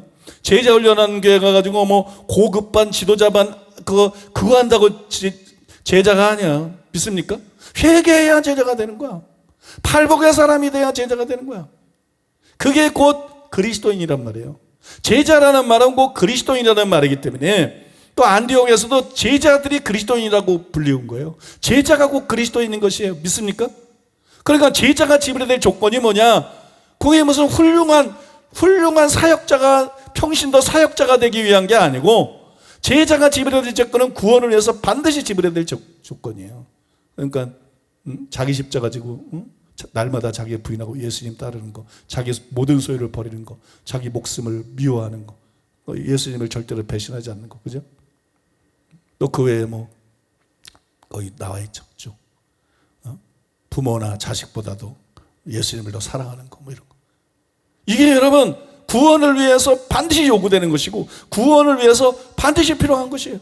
무슨 제자가 되는데 뭐 구원받는데 이런 게 다 요구되나? 이게 뭐 율법적인 거 아닌가? 아니, 예수님이 율법적인 분이 아니에요. 율법은 모세로 말미암아 온 것이고 예수님을 통해서 은혜와 진리가 온 거예요. 믿습니까? 예수님이 여기서 율법을 드러낸 게 아니라 올바른 진리를 드러내신 거죠. 그럼 왜 이것이 그런가? 여러분, 십자가에 못 박신 예수님을 하나님이 다시 살리셔서 임금과 구주로 삼았다 그러잖아요. 그러니까 주 예수를 믿으라. 예수님을 주님으로 영접해야 되잖아요. 믿습니까? 예수님을 주님으로 영접한다는데 안에 제자의 조건이 다 그 의미가 들어가 있는 거예요. 예수님이 나의 왕이 된다. 예수님이 나의 주인이 된다. 이게 무슨 얘기입니까, 여러분? 자기를 부인하고 종이 됐으니까 이제 왕을 섬기고 자기를 부인하고, 그죠? 따라가야지. 왕이 가는 데도 따라가고, 그죠? 왕이 시키는 일하고. 그 다음에 자기 소유로 섬겨야지. 종이 자기 소유가 어디 있어? 다 주인의 거를 갖다가 맡긴 청직이기 때문에, 그죠? 이걸 내 거라고 생각하지 말고 다 주인 거라고 생각하고 당연히 섬겨야지. 여러분 다 일반 사람들은 자식을 위해서, 부모를 위해서, 혹은 뭐 배우자를 위해서 목숨을 걸지. 그러나 종은 다른 거야. 주인을 위해서 목숨을 거는 거야. 믿습니까? 옛날에 충신을 보면 태자가 위험에 처하면 자기 아들을 태자로 위장해가지고 나가서 화살 맞아서 죽게 만들고 태자를 구하는 거예요. 완전히 중심이 다른 거예요. 믿습니까? 그러니까 여러분, 제자가 지불해야 될 조건이 뭔가 내가 가만히 옛날에 생각해 봤더니 간단하더라고. 그게 예수님을 진짜 왕으로 모셔라 이거더라고. 나더러 주여 주여 하는 자마다 천국에 다 들어갈 것이 아니요 다만 하늘에 계신 내 아버지의 뜻대로 건지라 들어가리라는데 입으로만 주라 그러지 마라. 예수님의 실제 네 주님이 되게 해라. 믿습니까? 제자가 지불해야 될 조건은 그거를 세세하게 말하는 거야. 예수님이 내 진짜 주인이야 말로만 그런 거. 너 예수님 믿고 그냥 천국만 가려고 그러는 거 아니야? 너 예수님 이용하려고만 그러는 거지 네가 정말 예수님을 위해 살려고 그러는 거야? 응? 넌 네가 중심이야 예수님이 중심이야? 제자가 지불해야 될 조건은 다른 게 아니고요 믿음입니다. 믿음. 그 믿음을 진짜 믿음으로 만드는 거. 나의 필요를 위해 가지고 구주로만 믿는 게 아니라 임금으로 믿는, 주님으로 믿는. 믿습니까? 그래서 입으로만 주여 주여 하는 게 아니라 아버지의 뜻대로 행하는 그런 사람이 되는 거. 아버지 뜻대로 하는 사람이 되는 거. 그겁니다, 여러분. 그러니까 제자가 지불해야 될 조건이 많은 사람들이 헷갈려. 회개까지는 또 몰라. 믿음도 그런 뭐 믿음인 줄 알았다가 아니구나. 오직 믿음 아니구나. 회개와 믿음. 근데 제자가 지불해야 될 조건은 이건 또 뭐야? 이건 또 뭐야? 그게 바로 믿음이에요. 믿습니까? 뭐 예수님이 제자들에게 뭘 말하는 거야? 가짜 신자들에게 진짜 신자가 되라고 얘기하는 거잖아요. 돌아보면서 허다한 사람들이 따르는데 너무 가짜가 많은 거잖아요. 그죠? 그 진짜 신자들이라고 말하는 거잖아요. 그러니까 그게 이런 진짜 믿음을 가지라고 얘기하는 거지. 그러니까 여러분 제자가 지불해야 될 대가는 구원의 조건입니다. 절대로 여러분 이게 배제되는 게 아니에요. 그러니까 예수님이 말씀한 대로 우리는 그렇게 반응하고 그런 사람이 되어야 될 줄로 믿습니다. 제자가 지불해야 될 대가를 지불해야 돼. 십자가 져야 돼. 핍박 피할 생각하지 말고 십자가 져야 돼. 믿습니까? 그 다음에 날마다 자기를 부인해야 돼. 우리 마음대로 사는 거 아니에요. 날마다 자기를 쳐서 복종시키고 날마다 부인하고 주의 말씀대로 살려고 해야 되죠. 재물도 내 거라고 생각하지 말고 하나님 나라와 하나님을 위해서 써야 돼. 믿습니까? 그 재물 얘기가 나와서 하는 얘기인데 우리 교회가 이게 코로나인데도 헌금이 별로 안 줄고 막 어느 교회들은 오히려 더 많이 나오고 많은 교회들이 막 더 많이 나오고 전혀 괜찮았어요. 근데 한 달 전부터 문제가 생겼어요. 한 달 전부터 헌금이 갑자기 많이 줄었어. 특히 서울이 많이 줄었어. 서울이. 지교회들은 그렇게 많이 줄었는데 서울이 한 주에 한 5천만 원씩 줄었어. 그 한 달에 2억이 넘게 줄었어.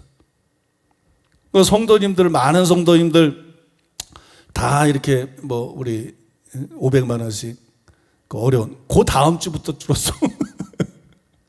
난 이해가 잘 안 가. 그래서 이게 코로나가 단계가 높아져가지고 성도들이 실제로 타격을 입은 건가 아니면 교회 나오기가 힘드니까 온라인으로 들려다가 귀찮아서 집에 갖고 있는 건가 어떤 일인가. 근데 5주 이상 막 매주 막 5천만 원 이상씩 줄었어. 나는 그때 제일 먼저 생각나는 게 뭐였냐면 아프리카더라고. 아프리카. 아프리카 선교해야 되는데. 응? 내가 뭐 이제 큰 교회 짓는 것도 관심 없고, 응? 뭐 아무것도 이제는 하나님께서 주신 재정으로 선교 구제도 잘 안 해요. 우리는 선교 구제도 잘 안 해요. 옛날에는 가난한 교회 막 선교사 막 엄청 도와줬잖아요. 요새 너 도와주는 거 봤어요? 못 도와줘. 도와줄 수가 없어. 왜냐하면 그렇게 도와줘봤자 열매가 너무 적어. 변화가 거의 없어. 값지게 써야 되겠다, 돈을. 돈을 값어치 있게 써야 되겠다. 아프리카에 있으니까 그냥 수많은 영혼들이 살아나고 수많은 교회들이 생겨나는데 그래서 나는 이제는 안 도와줘요. 왜? 값지게 쓰기 위해서. 하나님의 청직으로서 너무 무책임하게 베풀고 남아주면 안 되겠다. 옛날에는 뭐 그게 가능했을지만 지금은 하나님께서 아프리카의 문을 여셨기 때문에 진짜 값지게 써야 되겠다. 그러니까 돈이, 헌금이 줄어드니까 제가 제일 먼저 생각되는 것은 헌금이 줄어서 이런 게 아니고, 그게 헌금이 줄어서 이런 게 아니라 아프리카. 주님, 아프리카 때문에 안 되는데요. 그래서 그 뒤로 계속 기도하고 있어요. 하나님, 성도들의 가정가정에 복을 주시옵소서. 성도들 가정가정에 큰 복을 주시고, 또 하나님 초자연적인 부의 이동들이 있게 해주시고, 그래서 아프리카 선교를 잘 감당할 수 있게 주시옵소서. 뭐 지금 현재로는 전혀 문제가 없죠. 근데 아프리카가 이게 눈덩어리가 부는 것처럼 막 계속 성장하고 있기 때문에, 요번에 여러분 카페에 올렸습니다만 우간다에서도 13개 교회 했는데 갑자기 50개 교회가 뻥 튀기는 거야. 무슨 교회가 13개에서 갑자기 50개가 돼버렸잖아요.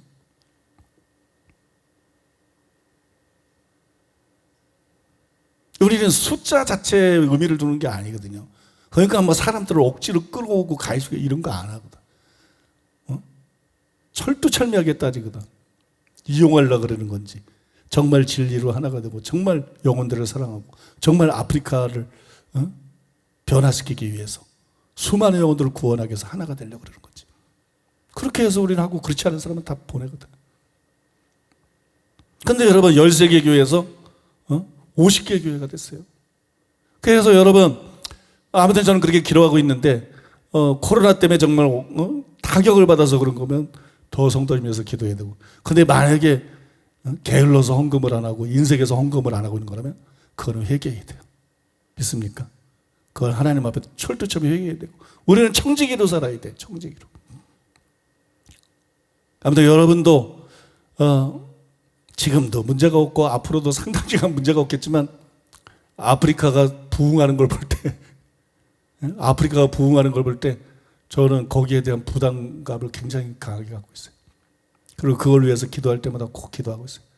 그러니까 여러분도 기도하시기 바랍니다. 우리 교회가 부흥하고 성도들이 복을 받고 하나님께서 복을 주셔서 그래서 아프리카 선교를 조금 더 차질 없이 잘 감당할 수 있도록, 수많은 영혼들을 구원할 수 있도록 여러분들도 기억하시고 기도해 주시기를 바랍니다. 저는 뭐 안 감춥니다. 뭐 이렇게 있는 그대로, 사실 그대로. 제가 이제 했던 얘기로 돌아가서, 산상 시리즈 설교에서 마태복음 4장 17절에 근거해가지고 팔복이 회개한 사람들의 특징이다, 그걸 우리가 배웠어요. 그 다음에 그들은 서기관과 바리새인보다 나은 의를 가지고 살아갑니다. 그리고 서기관과 바리새인보다 나은 의가 뭐예요? 21절이야 48절에서 예수님이 그 의미를 온전히 드러낸 율법을 지키는 것을 뜻하죠. 이게 참 중요한 거예요. 결국 팔복의 사람, 진정한 제자는 회개해서 팔복의 사람이 되고, 그 다음에 그게 이제 그리스도인이 된 거지. 그 다음에는 예수님이 율법을 폐하라는 것이라 완전케 하러 왔으니까, 그래서 예수님께서 그 의미를 완전히 드러낸 그 말씀을 그 마음, 행동으로 뿐만 아니라 마음으로 지키는 것, 그게 서기관과 바리새인보다 나은 의고, 그게 신앙인이고, 그렇지 않은 사람은 명목상의 신자고 가짜고, 그렇지 않은 사람은 외식자고. 믿습니까? 그래서 예수님이 그런 사람만 천국에 들어간다, 마태복음 5장 20절에서 분명히 못 박아서 말씀하신 거예요. 그런데 여러분, 바울이 바로 로마서 2장에서 똑같은 얘기를 하고 있는 거예요. 참고 선을 행하는 사람, 하나님 앞에서 율법을 듣지 않고 행하는 자라야 의롭다 하심을 얻으리니. 믿습니까? 무할례자가 율법을 지키면, 무할례자가 율법의 계를 온전히 지키면, 지금 계속 뭐 얘기하고 있어요? 율법을 지키는 것에 대해서 얘기하고 있어요. 율법의 행위로 의롭다 안 받는 거 아니에요. 율법주의는 이단이에요. 그러니까 우리가 율법의 행위에 매이면 안 돼요. 여러분, 여기서도 할례자가 율법을 지키면 무할례자가 되고, 무할례자가 율법을 지키면 할례자와 같아진다 그래서, 이게 굉장히 중요한 거예요. 그러니까 할례를 받아야 될 필요가 없지. 구약시대 때는 할례를 받아야 됐어. 근데 무할례자인데 율법을 지키면 할례자 같이 돼버려요. 이해가 되십니까, 여러분? 그게 율법주의예요. 갈라디아서에 나온 것처럼 할례를 받고 뭐 절기를 지키고 날을 지키고 음식 규례를 지키고 베드로가 외식했던 것처럼 이방인하고 식사하지 않고 막 이런 거를 다 지켜야 구원받는, 이게 율법주의거든. 믿습니까? 우리는 그런 거를 얘기하고 있는 게 아니에요. 할례 받으라는 얘기하고 있는 것도 아니고, 날과 달과 해와 절기를 지키는 히브리 관점요, 이단 비스브리한 그런 집단처럼 얘기하는 것도 아니고. 믿습니까?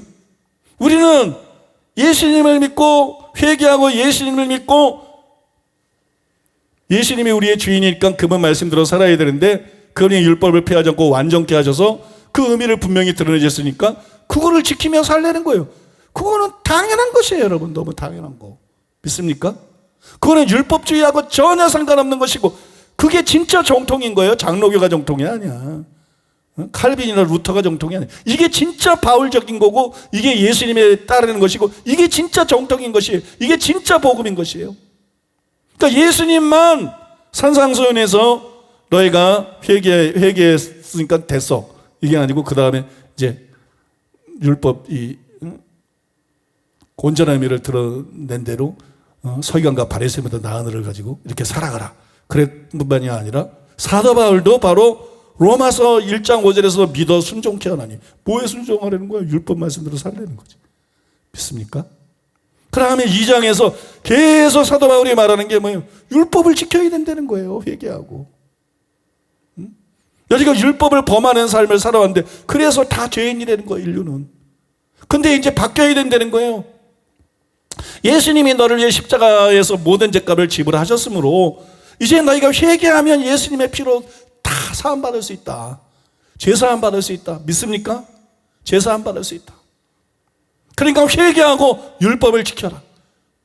여러분, 이게 지금 뭘 제가 얘기를 하고 있는 거예요? 예수님이 전했던 천국 복음하고 예수님의 산상수훈하고 바울이 전한 은혜의 복음하고 사람들이 다르다고 착각하는 거예요. 다르다고 착각한 거는 그 사람이 바울의 복음을 잘못 오해를 한 거예요. 잘못 이해하고 있는 거예요. 산상수훈과 모순이 되는, 산상수훈과 조화가 되지 않는, 산상수훈과 충돌하는 복음은 가짜 복음이라는 거예요. 그게 누가 말을 하든, 루터가 말하든 누가 말하든 그거는 가짜 복음이라는 거예요. 믿습니까? 진정한 복음은 복음을 제대로 이해하면 바울이 말한 이신칭이라든지 바울이 말하는 은혜의 복음이라든지 복음을 제대로 이해하면 이렇게 로마서 2장을 통해서 보여지는 것처럼 산상수훈과 조화가 된다는 거예요. 로마서 3장 31절로 그랬잖아요. 믿음이 율법을 폐하느냐? 그럴 수 없느니라. 도리어 굳게 세우느니라. 안 폐했으니까, 안 폐한 것에 반대하는 건 도리어 굳게 세우는 거니까, 법이 폐하지 않고 굳게 건재하니까 지켜야 되는 거지. 로마서 8장 4절에서 그 영을 쫓아가는 우리에게 율법의 요구가 이루어지게 하려 하심이니라. 여러분, 로마서에 똑바로 보세요. 로마서를 똑바로 보면 율법의 행위로 의롭다한 바를 수 없다, 이것만 얘기하고 있는 게 아니라 율법을 지켜야 된다. 회개하고 율법을 지켜야 된다. 믿고 율법을 지켜야 된다. 성령을 의지해서 율법을 지켜야 된다. 믿습니까? 그러니까 여러분, 예수님이 말씀한 산상수훈하고 조금도 차이가 없지. 팔복의 사람이 뭐예요? 4장 17절에 보면 회개한 사람이 팔복의 사람이잖아. 근데 회개해야 된다고 지금 2장에서 계속 얘기하고 있잖아. 그러면서 간간히 얘기하고 있는 거예요. 율법을 지켜야 된다는 거잖아. 그죠? 사도 바울이 율법을 지켜야 돼. 그게 바로 서기관과 바리새인보다 나은 의잖아요. 그러니까는 이 로마서 2장을 통해서 예수님이 전했던 천국 복음, 그리고 예수님이 가르치시는 그 산상수훈하고 로마서가 전혀 모순되는 게 아니다. 충돌되는 게 아니다. 똑같은 것이다. 만약에 똑같은 게 아니면 바울이 가짜지. 지금 뭔데 예수님하고 다른 얘기를 해? 지금 뭔데 예수님의 가르침하고 다른 얘기를 해?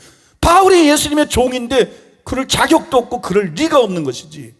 그런데 수많은 목사들은 산상수훈 그러면 펄쩍펄쩍 뛰잖아.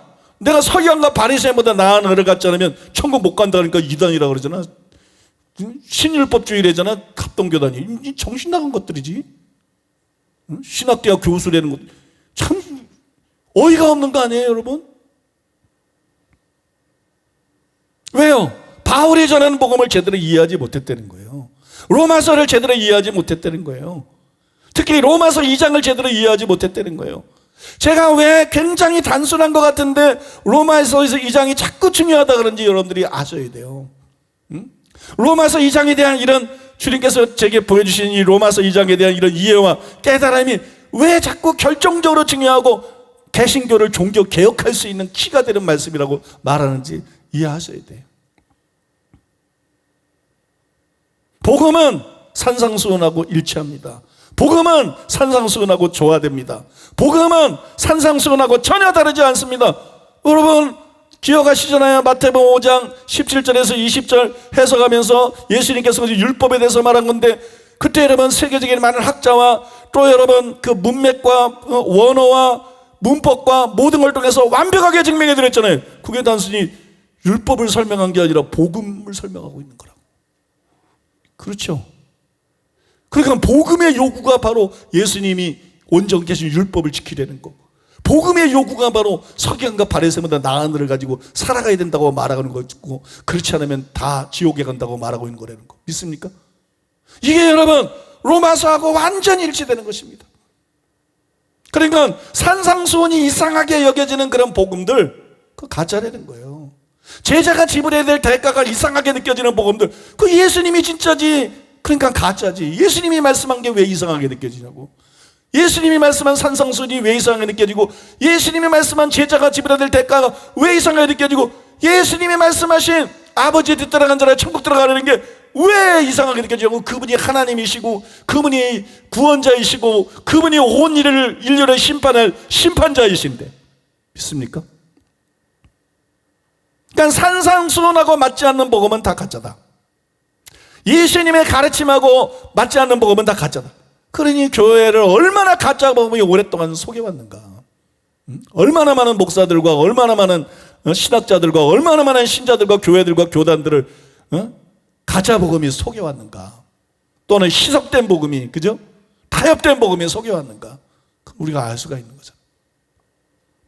그리고 우리 교회에서 지금까지 전해온 복음들이 어디를 보든지 다 조화가 되고 일치가 되잖아. 그죠? 뭐 이상한 거 있어요? 그죠? 어디를 보든지 다 조화가 되잖아. 이게 여러분 진짜 참 진리라는 것을 알 수 있는 것입니다. 이것이 바로 생명의 길이고 이것이 바로 영생의 말씀이고, 믿습니까? 이것이 영생의 말씀이라는 걸 우리가 알 수 있는 것입니다. 그거는 그렇고, 뒤에 나오는 28절 29절에 근거를 해가지고 율법을 지키는 무할례자들을 믿는 그리스도인들로 보는 거.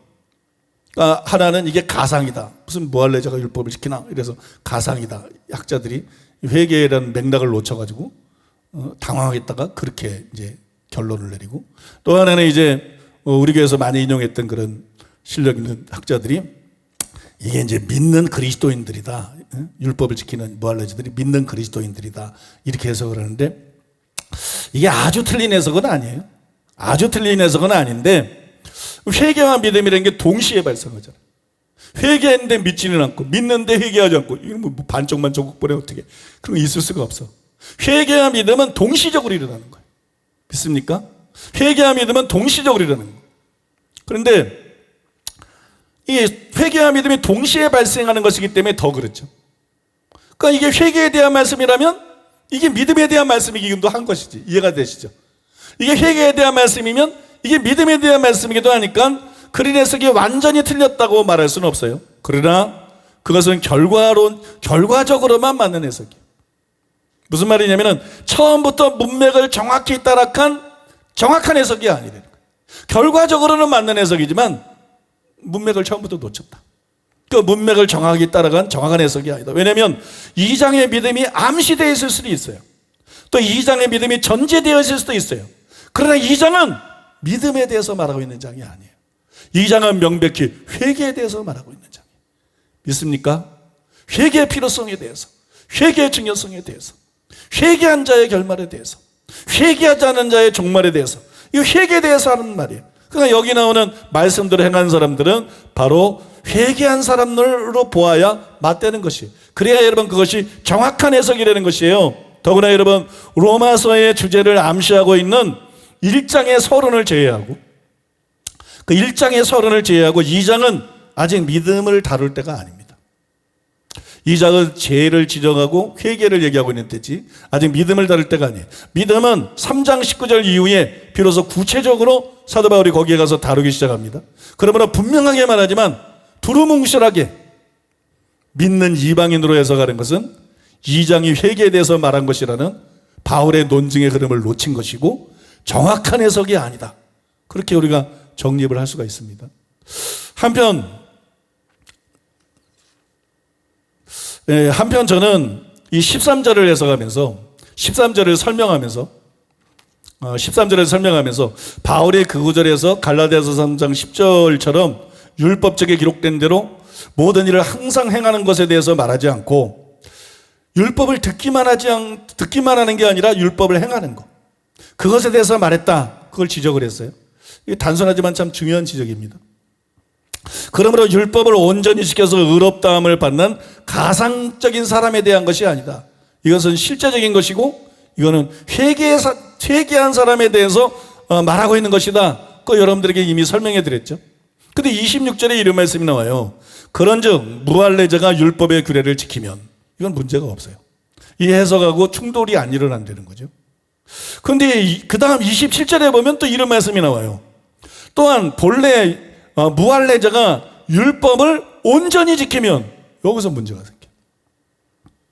또한 본래 무할례자가 율법을 온전히 지키면, 여기 온전이라는 단어가 들어가 있기 때문에 모든 계명을 항상 지키는 율법의 행위하고 같은 거 아니냐. 그러니까 목사님에게 갈라디아서 3장 10절에 나오는 율법의 행위하고는 다른 거를 말한다 그랬는데 여기 온전이라는 단어가 들어간 걸 볼 때 결국 같은 거 아니냐. 그러니까 목사님의 해석이 틀린 거 아니냐. 이런 의문이 생길 수 있고 또 이런 반론이 나올 수 있습니다. 그래서 제가 여기에 대해서 설명하지 않을 수가 없어요. 여기에 대해서 여러분들에게 꼭 설명을 할 수밖에 없는데요. 그러나 여러분, 문맥을 잘 보세요. 성경은요, 충돌되는 게 아무것도 없어요. 뭐가 충돌되는 것 같으면 우리가 그 구절을 제대로 이해를 못한 거예요. 그러나 그 구절을 이해하려고 그러면 성경은 딴 거 없어. 문맥이야. 문맥. 믿습니까? 교리. 그거로 성경 이해하려면, 그러니까 문맥 무시하고 교리에 맞추는 거. 신학자들, 이거 아주 18번인데, 목회자들도. 그것 때문에 분별을 못하는 거야. 죽을 때까지. 암만 실력이 있어도 죽을 때까지 분별을 못하는 거야.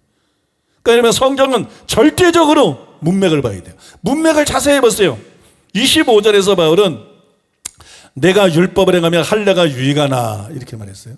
내가 율법을 행하면 할례가 유익하나. 이것이 율법을 완벽하게 지켜야 할례가 유익하다는 뜻입니까? 그런 뜻 아니에요. 단지 회개하고 율법을 지키느냐, 회개하지 않고 율법을 지키지 않느냐, 여기에 대한 것이에요. 왜냐하면 바울은 유대인들에게 너희가 율법을 완벽하게 지키지 않고 있다고 책망하고 있는 게 아니에요. 그래서 질책한 것이 아니라 듣기만 하고 행하지 않았기 때문에 질책한 것이. 그러니까 여러분, 여기서 율법을 완벽하게 지키는 것을 말하는 게 아니라 율법을 듣고 회개하고 지키느냐 안 지키느냐, 그죠? 그것에 대해서 말하고 있는 것이죠. 근데 27절은 그것의 반복이에요. 그러므로 여러분, 본래 무할례자가 율법을 온전히 지키면 같은 뜻이 되는 거예요. 앞에 거하고 같은 뜻이 되는 거예요. 또 여러분, 바울은 3장 20절에서 율법의 행위로 의롭다함을 받을 수 있다는 걸 부정했잖아요. 그러니까 여러분, 이 구절들이 갈라디아서 3장 10절에 언급된 것과 같은 율법의 행위를 뜻할 수는 없죠. 그럴 가능성은 제로예요. 그래서 온전이라는 말이 들어갔다 그래서 그러면 이게 율법의 행위를 말하고 있는 게 아니라는 거죠. 그러니까 이게 율법의 행위를 말하고 있는 게 아니다. 그러면 율법의 행위가 아닌데 바울이 왜 여기서 온전이라는 단어를 썼을까? 이런 의문이 생기잖아요. 왜 여기서 온전이라는 단어를 썼을까? 이한수 교수님은 이렇게 썼어요. 텔레오, 온전이라는 뜻의 동사는 호모 시대 때부터 성취하다, 이루다, 실행하다는 뜻으로 사용된 수어이다. 바울이 특별한 이 동사를 사용한 것은 율법을 질적으로 보다 깊은 수준에서 율법을 성취하는 것을 부각시키려 했기 때문인 것 같다. 그것은 바울이 이미 기독교적인 용법으로 자리를 굳힌 성취하다라는 동사와 맥을 같이 하는 것으로 사료된다. 여러분 이해하셨는지 모르겠는데 이한수 교수님은 여기 왜 온전이라는 단어를 썼느냐, 그거는 예수님이 온전히 그 뜻을 드러낸 율법을 지키는 것을 의미하는 것이다. 즉 서기관과 바리새인처럼 율법의 문자만 알고 지키는 것은 이걸 불완전하게 율법을 지키는 것이고, 예수님이 그 온전한 의미를 드러낸 것처럼 그거를 이해하고 행동으로뿐만 아니라 결국 마음으로 지키는 거 말하는 거잖아요. 그죠? 마음으로 여자를 보고 마음까지 다 다루고 있잖아요. 그래서 마음으로 지키는 서기관과 바리새인보다 나은 의, 그런 방식으로 율법을 지키는 것을 표현하기 위해서 온전이라는 단어를 사용했다는 거예요. 이런 해석은 28절에 29절에 나오는 표면적 유대인과 이면적 유대인, 육신의 할례와 마음의 할례, 이게 다 행동하고 외적인 거하고 내적인 거하고 대조가 되는 거죠. 그리고 그게 진짜와 가짜를 나눈다는 거잖아요. 그죠? 표면적 유대인과 이면적 유대인, 육신의 할례와 마음의 할례, 이거하고 여러분 잘 조화가 되죠. 이런 표현들하고 잘 조화가 됩니다. 그래서 저는 온전히가 실제로 이것을 뜻할 수 있다고 생각해요. 또 혹 이게 아니라도 두 가지 가능성을 생각해 볼 수 있습니다. 하나는 회개가 뭐냐? 회개는 모든 죄를 대상으로 하는 거예요. 회개는 술 끊고 담배 끊고 이렇게 회개는 모든 죄에서 떠나는 거예요. 믿습니까? 습관적인 죄가 없는 상태로 모든 죄에서 떠나는 거예요. 에스겔서 18장 30절 31절에 그게 잘 나와 있는데 모든 죄에서 떠날지어다. 그죠? 모든 죄를 회개할지어다. 그러니까 모든 죄를, 회개는 뭐예요? 지금 회개를 다루고 있는 거잖아요. 모든 죄를 떠나는 거예요. 그 죄가 뭐예요? 율법을 범하는 거예요. 불법이에요. 근데 모든 죄를 떠나는 거예요. 그러니까 그거를 수준에 있어서는 그렇지 않지만 범위에 있어서는 율법을 온전히 지키는 게 될 수 있죠. 그죠? 그거를 표현한 걸 수도 있다는 거예요. 사도 바울이 그거를 표현할 걸 수도 있고, 또 하나는 여러분, 우리가 산상수훈을 설교할 때 증명해 드린 대로 그리스도인의 완전이 가능하잖아요. 너무나 많은 사람들이 완전을 부정하지만 그것도 교리예요. 교리에 속아서 그런 거예요. 사실 너무 쉬운 말씀인데 성경을 보면 그리스도인의 완전히 가능하다는 것을 우리가 살펴봤어요. 그래서 그것을 내다보고 율법을 범하는 유대인들을 더 강하게 질책하기 위해서 회개하고 신앙생활하면서 나중에는 성장해서 온전히 이런 자들을 여기서 사도 바울이 예를 들어서 얘기한 것일 수도 있죠. 그죠? 그럴 때도 온전이라는 말을 사용할 수 있지. 그러니까 이 온전이라는 표현이 이한수 교수님이 설명한 그런 방법으로도 온전이라는 단어를 사용할 수 있고, 또 제가 설명한 이런 추가 두 가지 방법으로도 온전이라는 단어를 설명할 수 있다는 것이에요. 그러니까 그것이 율법 행위를 말하는 게 아니라는 거예요. 온전이라는 단어가 들어갔다 해서 그게 꼭 율법 행위를 말하는 것이 아니다. 그런데 이 세 가지 중에 어느 것으로 보든지 간에 제가 여러분들에게 설명해 드린 해석하고 전혀 충돌이 안 일어나는 거예요. 전혀 모순이 안 되는 거예요. 그래서 여러분, 로마서 2장은 지난 시간하고 이번 시간 여러분들에게 설명해 드린 대로 로마서 2장 아직 28절 29절은 다음 주에 설명해 드리겠습니다만, 이 로마서 2장 전체는 회개장이다. 단순히 4절과 5절에서 간단히 회개를 얘기한 게 아니다. 로마서 2장 전체를 통해서 바울이 회개를 강조한 것이다. 회개의 절대적인 필요성, 회개의 절대적인 중요성을 거듭 강조하고 있는 것이다. 그러므로 여러분, 로마서에서 바울이 의롭다함을 받기 위해서, 그게 이신칭이 거기서 나온 거 아니에요? 바로 의롭다함을 받기 위해서 필요한 것은 오직 믿음이 절대로 아니다. 로마서에서 바울이 말하는 의롭다함을 받기 위해서 필요한 것은 바로 회개와 믿음이다. 믿습니까? 바로 회개와 믿음. 그게 바울 복음이다. 그게 성경에 나오는 은혜의 복음이다.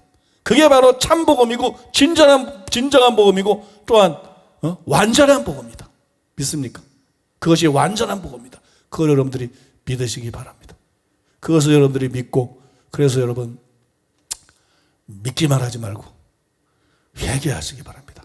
자기를 돌아보고 모든 죄를 회개하고 돌아서고 예수님을 인군과 구주로 모셔드리고 제자가 지불해야 될 대가를 지불하고, 그죠?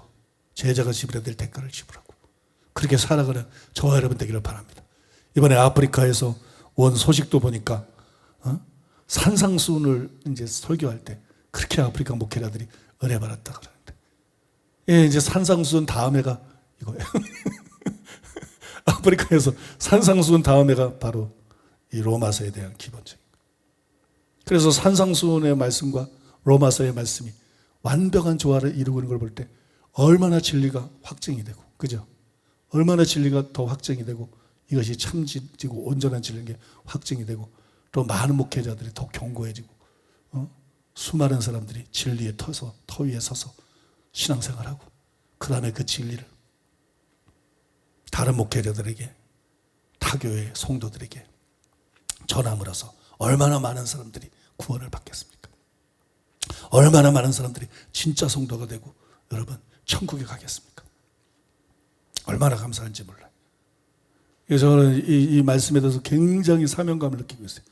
이거를 잘, 이제 원고는 다 끝났어. 이미 다 써놨어. 근데 이거를 잘 가르쳐가지고 여러분뿐만 아니라 이 설교 듣는 사람뿐 아니라 아프리카에 이거를 퍼뜨려야 된다.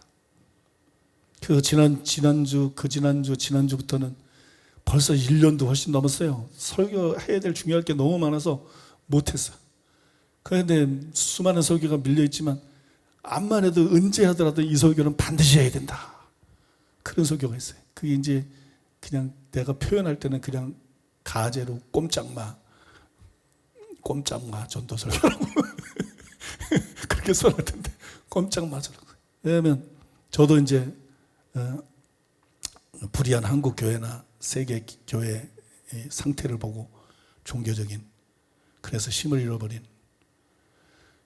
그 외에 또 제가 이해하지 못했던 많은 것들이 있기 때문에 한동안 의심 때문에 어려움을 당했던 그런 것들을 말씀드렸잖아요. 그런데 뭐를 통해서 내가 다시 제대로 하나님을 확신하고 믿게 됐는가? 그게 세 가지가 있어요. 세 가지. 우리는 전도를 할 때 그냥 우리 방식으로 자꾸 전도를 하더라고. 사형리, 뭐 다리예와 다른 데 예를 들면 근데 제가 성경을 보니까 성경에서 하나님께서 사람을 믿게 하기 위해서 주신 게 세 가지가 있더라고요. 사람들을 믿게 하기 위해서 주신 게 세 가지가 있더라고요. 그래서 제가 그게 최고의 증거고 그게 안 통하는 사람은 이게 안 되는 사람이다. 사람을 믿게 하기 위해서 하나님이 주신 증거가 성경을 보면 세 가지가 있어요. 그래 그것에 대해서 이렇게 자세히 연구하고 설명해서 그거는 이제 예수를 믿게 만드는 그런 설교예요.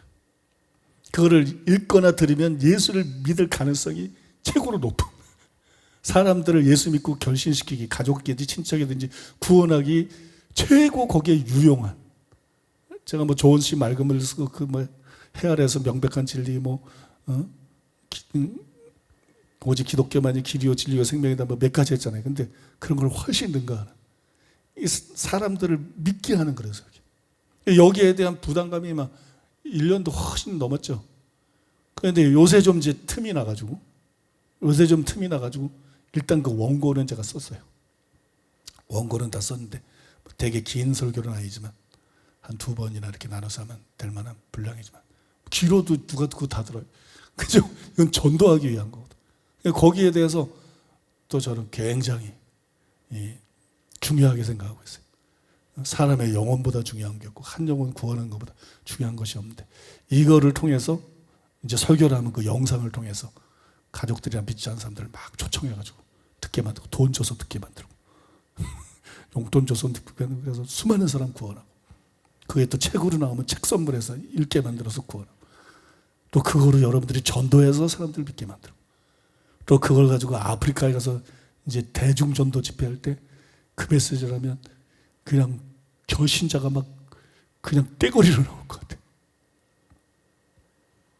그래서 그것도 참 귀하게 여기고 있고 그 다음에 아직 제가 본격적인 연구를 안 했습니다만 우리가 이 산상수훈도 마찬가지고 이 로마서 설교도 마찬가지고 많은 설교들이 우리 교회 설교들은 회개하고 예수 믿고 하나님 말씀대로 사는 사람으로 변화돼서 천국 가는 데 초점이 맞춰져 있잖아요.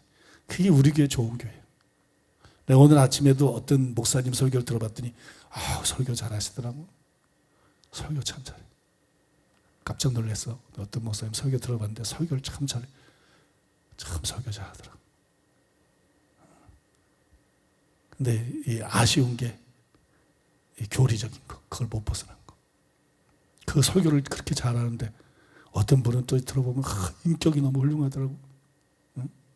어떤 분들은 영역이 대단하시고 참 대단하고 훌륭한 분들이 많더라고. 내가 들어보니까 참 여러모로 훌륭한 분들이 많더라고. 근데 여러분 아무튼 바른 진리가 선포될 때 여러분 이 사역이라는 거 설교라는 거는 그 효과가 업그레이드가 되는 거거든요. 그죠? 수많은 영혼들을 살 수 있는 거거든요. 근데 우리 교회 설교는 다 하나님 말씀대로 살려는 건데, 그 하나님 말씀대로 살기를 위해서 애쓰고 노력하지만 참 안 되는 사람들도 많이 있잖아요. 그죠? 안 살려고 그런 게 아니라 살려고 그러는데 안 되는 사람들. 그래서 저는 그런 거 가지고 고민을 참 많이 했고, 거기에 대한 설교나 책들도 굉장히 많이 했어요. 그런 성도들도 실제로 돕기를 원하고. 근데 하나님께서 그런 문제에 있어서 어떤 신기원을 열어주는 메시지를 한 달 전쯤에 저에게 부어주셨어요. 아직 제가 본격적으로 연구를 안 했는데, 그래서 우리 교회 목회는 굉장히 실제적인 목회.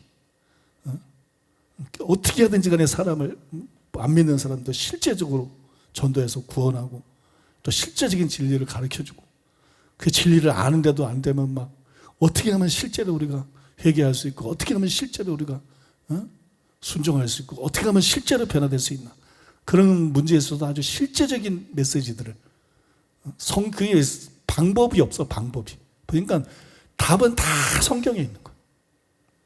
답은 다 성경에 있는 거지, 그냥 간증해서 찾아도 안 되고, 그냥 뭐 희한한 방법을 찾아도 안 돼. 무슨 계시를 받아도 안 돼. 제가 보니까 성경이 하나님 말씀인 이유가 있어. 그러니까 답은 다 성경에 있는 거야.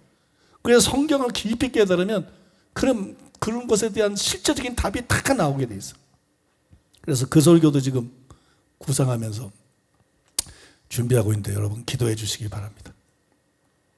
기도해 주셔서 잘 준비해가지고. 저는 그런 설교들이 참 기대가 돼요. 왜냐면 우리는 그냥 뭐 사람 살리는 데 관심 있고, 영혼들 구원하는 데 관심 있지, 뭐 종교놀이 관심 없어, 설교놀이 관심 없어, 성경 공부놀이 관심 없어. 실제적으로 사람들을 살리고 변화시키고 천국에 데려가는데 관심이 있기 때문에 하나님께서 그런 설교들을 굉장히 귀하게 쓰실 것 같아요. 굉장히 귀하게 쓰셔서 저도 기대를 많이 하고 있는데, 여러분도 기억하시면서 기도할 때마다 기도 많이 해주시기를 바랍니다. 오늘 노래 들은 말씀 기억하면서, 산상수훈하고 충돌하는 것은 그 가짜 복음이다, 혹은 불완전한 복음이다. 그죠? 팔복하고 충돌하고, 서기관과 바리새인보다 나를 가져야 된다고 충돌하고, 아버지 뜻대로 하는 자라야 천국 들어가리라 그 말씀하고 충돌하고, 제자가 지불해야 될 대가하고 충돌하고, 이거는 다 성경을 제대로 이해하지 못해서 그런 거야. 착각해서 그런 거야. 혹은 교리에 속아서 그런 거야. 여러분, 우리가 산상수훈을 통해서 배운 말씀이 다 진짜이기 때문에, 산상수훈의 첫 번째 시간에 말한 게 뭐예요? 회개해야 된다. 회개해야 팔복의 사람이 된다. 회개한 사람이 팔복의 사람이다. 그래서 회개하고 다 팔복의 사람 되고, 팔복의 사람이 됐으면 이제부터 예수님이 완전히 그 의미를 드리는 서기관과 바리새인보다 나은 을을 가지고 살아가야 됩니다. 또 당연히 제자가 지불해야 될 대가를 지불해야 됩니다. 예수님 우리의 임금이시기 때문에. 믿습니까? 예수님 우리의 임금입니다. 우리가 생명 바쳐서 섬겨야 될 뿐이고, 우리가 온 재산을 다 헌금하라는 뜻이 아니고, 청지기로서 온 재물을 청지기로서 다해서, 믿습니까? 청지기로 관리해서 섬겨야 되는 분이고, 내 부모보다도 귀한 분이고, 내 자녀보다도 귀한 분이고, 믿습니까? 부모와 자식 이 천륜을 뛰어넘는 그런 관계가, 우리를 위해서 독생자를 내어주시고, 우리를 위해서 십자가에서 피 흘리고 고난당해서 우리를 구원해 주신 하나님과 우리와의 관계고, 예수님과 우리와의 관계인 줄로 믿습니다. 온 우주에서, 지구에서 영원 무궁히 가장 밀접하고 떼어낼 수 없는 가장 중요한 관계는 하나님 아버지와 우리와의 부자 관계고, 예수님과 우리와의 관계인 줄로 믿습니다. 믿습니까?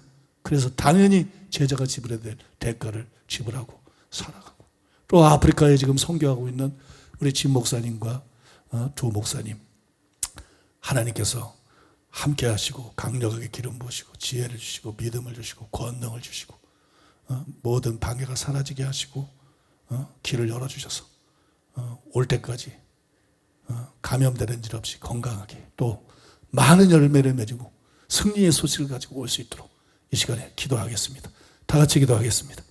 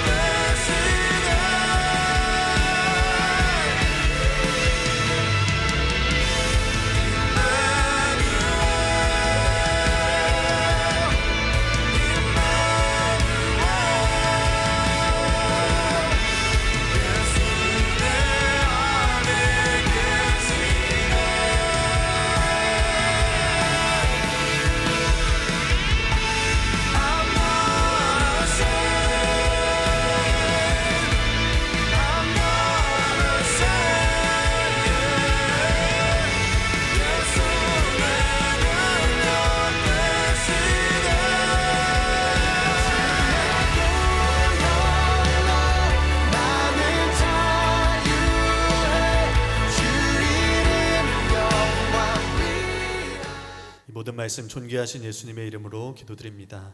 아멘.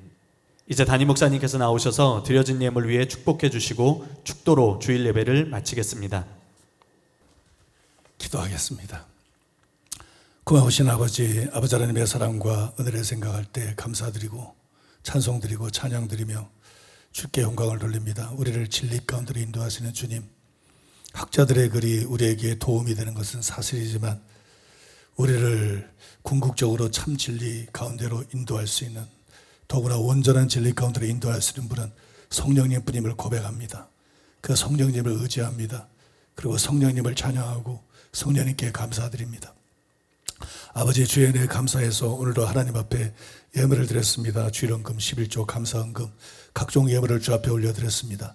주님 바르시고 영광받아 주시옵소서. 정성껏 예물 드리는 사랑하는 성도들 예수님의 이름으로 축복합니다. 양손에 재물을 들 능력을 부어 주시옵소서. 심은 대로 풍성하게 거두게 하여 주시옵소서. 아브라함에게 부어주셨던 큰 복을 부어주셔서 복의 근원되는 사명 감당할 수 있게 하여 주시옵소서. 이 교회에 복을 주시고 아버지 초자연적인 부의 이동들이 있게 해주셔서 아버지 하나님이 아프리카 선교와 열방을 선교하는 일을 감당할 수 있게 하시고 아버지 헤아릴 수 없는 사람들의 영혼을 구원하는 일을 능히 감당할 수 있게 하여 주시옵소서. 주여 성도들에게 복을 내리시고 교회에 복을 내려 주시옵소서. 아버지 주의 성령을 우리에게 물붓듯 부어 주시옵소서. 선교를 위해 재정이 필요할 수 있지만 아버지 성령만큼 절대적인 것은 아닙니다. 성령을 부어주시고 성령으로 충만하게 하시고 아버지 성령의 권능으로 옷 입혀 주시옵소서. 성령의 은사들을 내려 주시옵소서. 그래서 아버지 하나님이여 믿는 자에게 따르는 표적을 통해 수많은 영혼을 구원할 수 있게 해 주시옵소서. 부흥을 일으킬 수 있게 하시고 아버지 하나님의 추수를 경험할 수 있게 하여 주시옵소서. 주여 역사하여 주시옵소서. 아버지, 우리들 모두에게 하나님 은혜로 충만하게 해주셔서 오직 하나님의 말씀대로 살아갈 수 있게 해 주시옵소서. 굳은 마음 취하시고 부드러운 마음 주시고 새 영을 주시고 새 마음을 주시고 주의 영을 부어주셔서 아버지 뜻대로 사는 우리들 되게 하여 주시옵소서. 아버지 병든 사람들을 고쳐 주시옵소서. 병든 사람을 만져주시고 고쳐주시옵소서. 머리끝부터 발끝까지 아픈 곳을 만져주시옵소서. 주님의 시간에 치유하여 주시옵소서. 예수님의 이름으로 치유될지어다. 예수님의 이름으로 머리끝부터 발끝까지 치유될지어다. 예수님의 이름으로 치유될지어다. 예수님의 이름으로 강건하게 될지어다. 예수의 이름으로 강건하게 될지어다. 전능하신 하나님, 모든 각색 질병들을 주님께서 고쳐주시고 강건하게 하여 주시옵소서. 모든 귀신의 억압과 속박 예수의 이름으로 사라질지어다. 모든 눌림 예수의 이름으로 사라질지어다. 예수의 이름으로 자유케 될지어다. 예수의 이름으로 자유케 될지어다. 예수의 이름으로 자유케 될지어다. 주님의 임재와 주의 성령으로만 충만하게 하여 주시옵소서. 예수님의 이름으로 축복하며 기도하옵나이다. 아멘.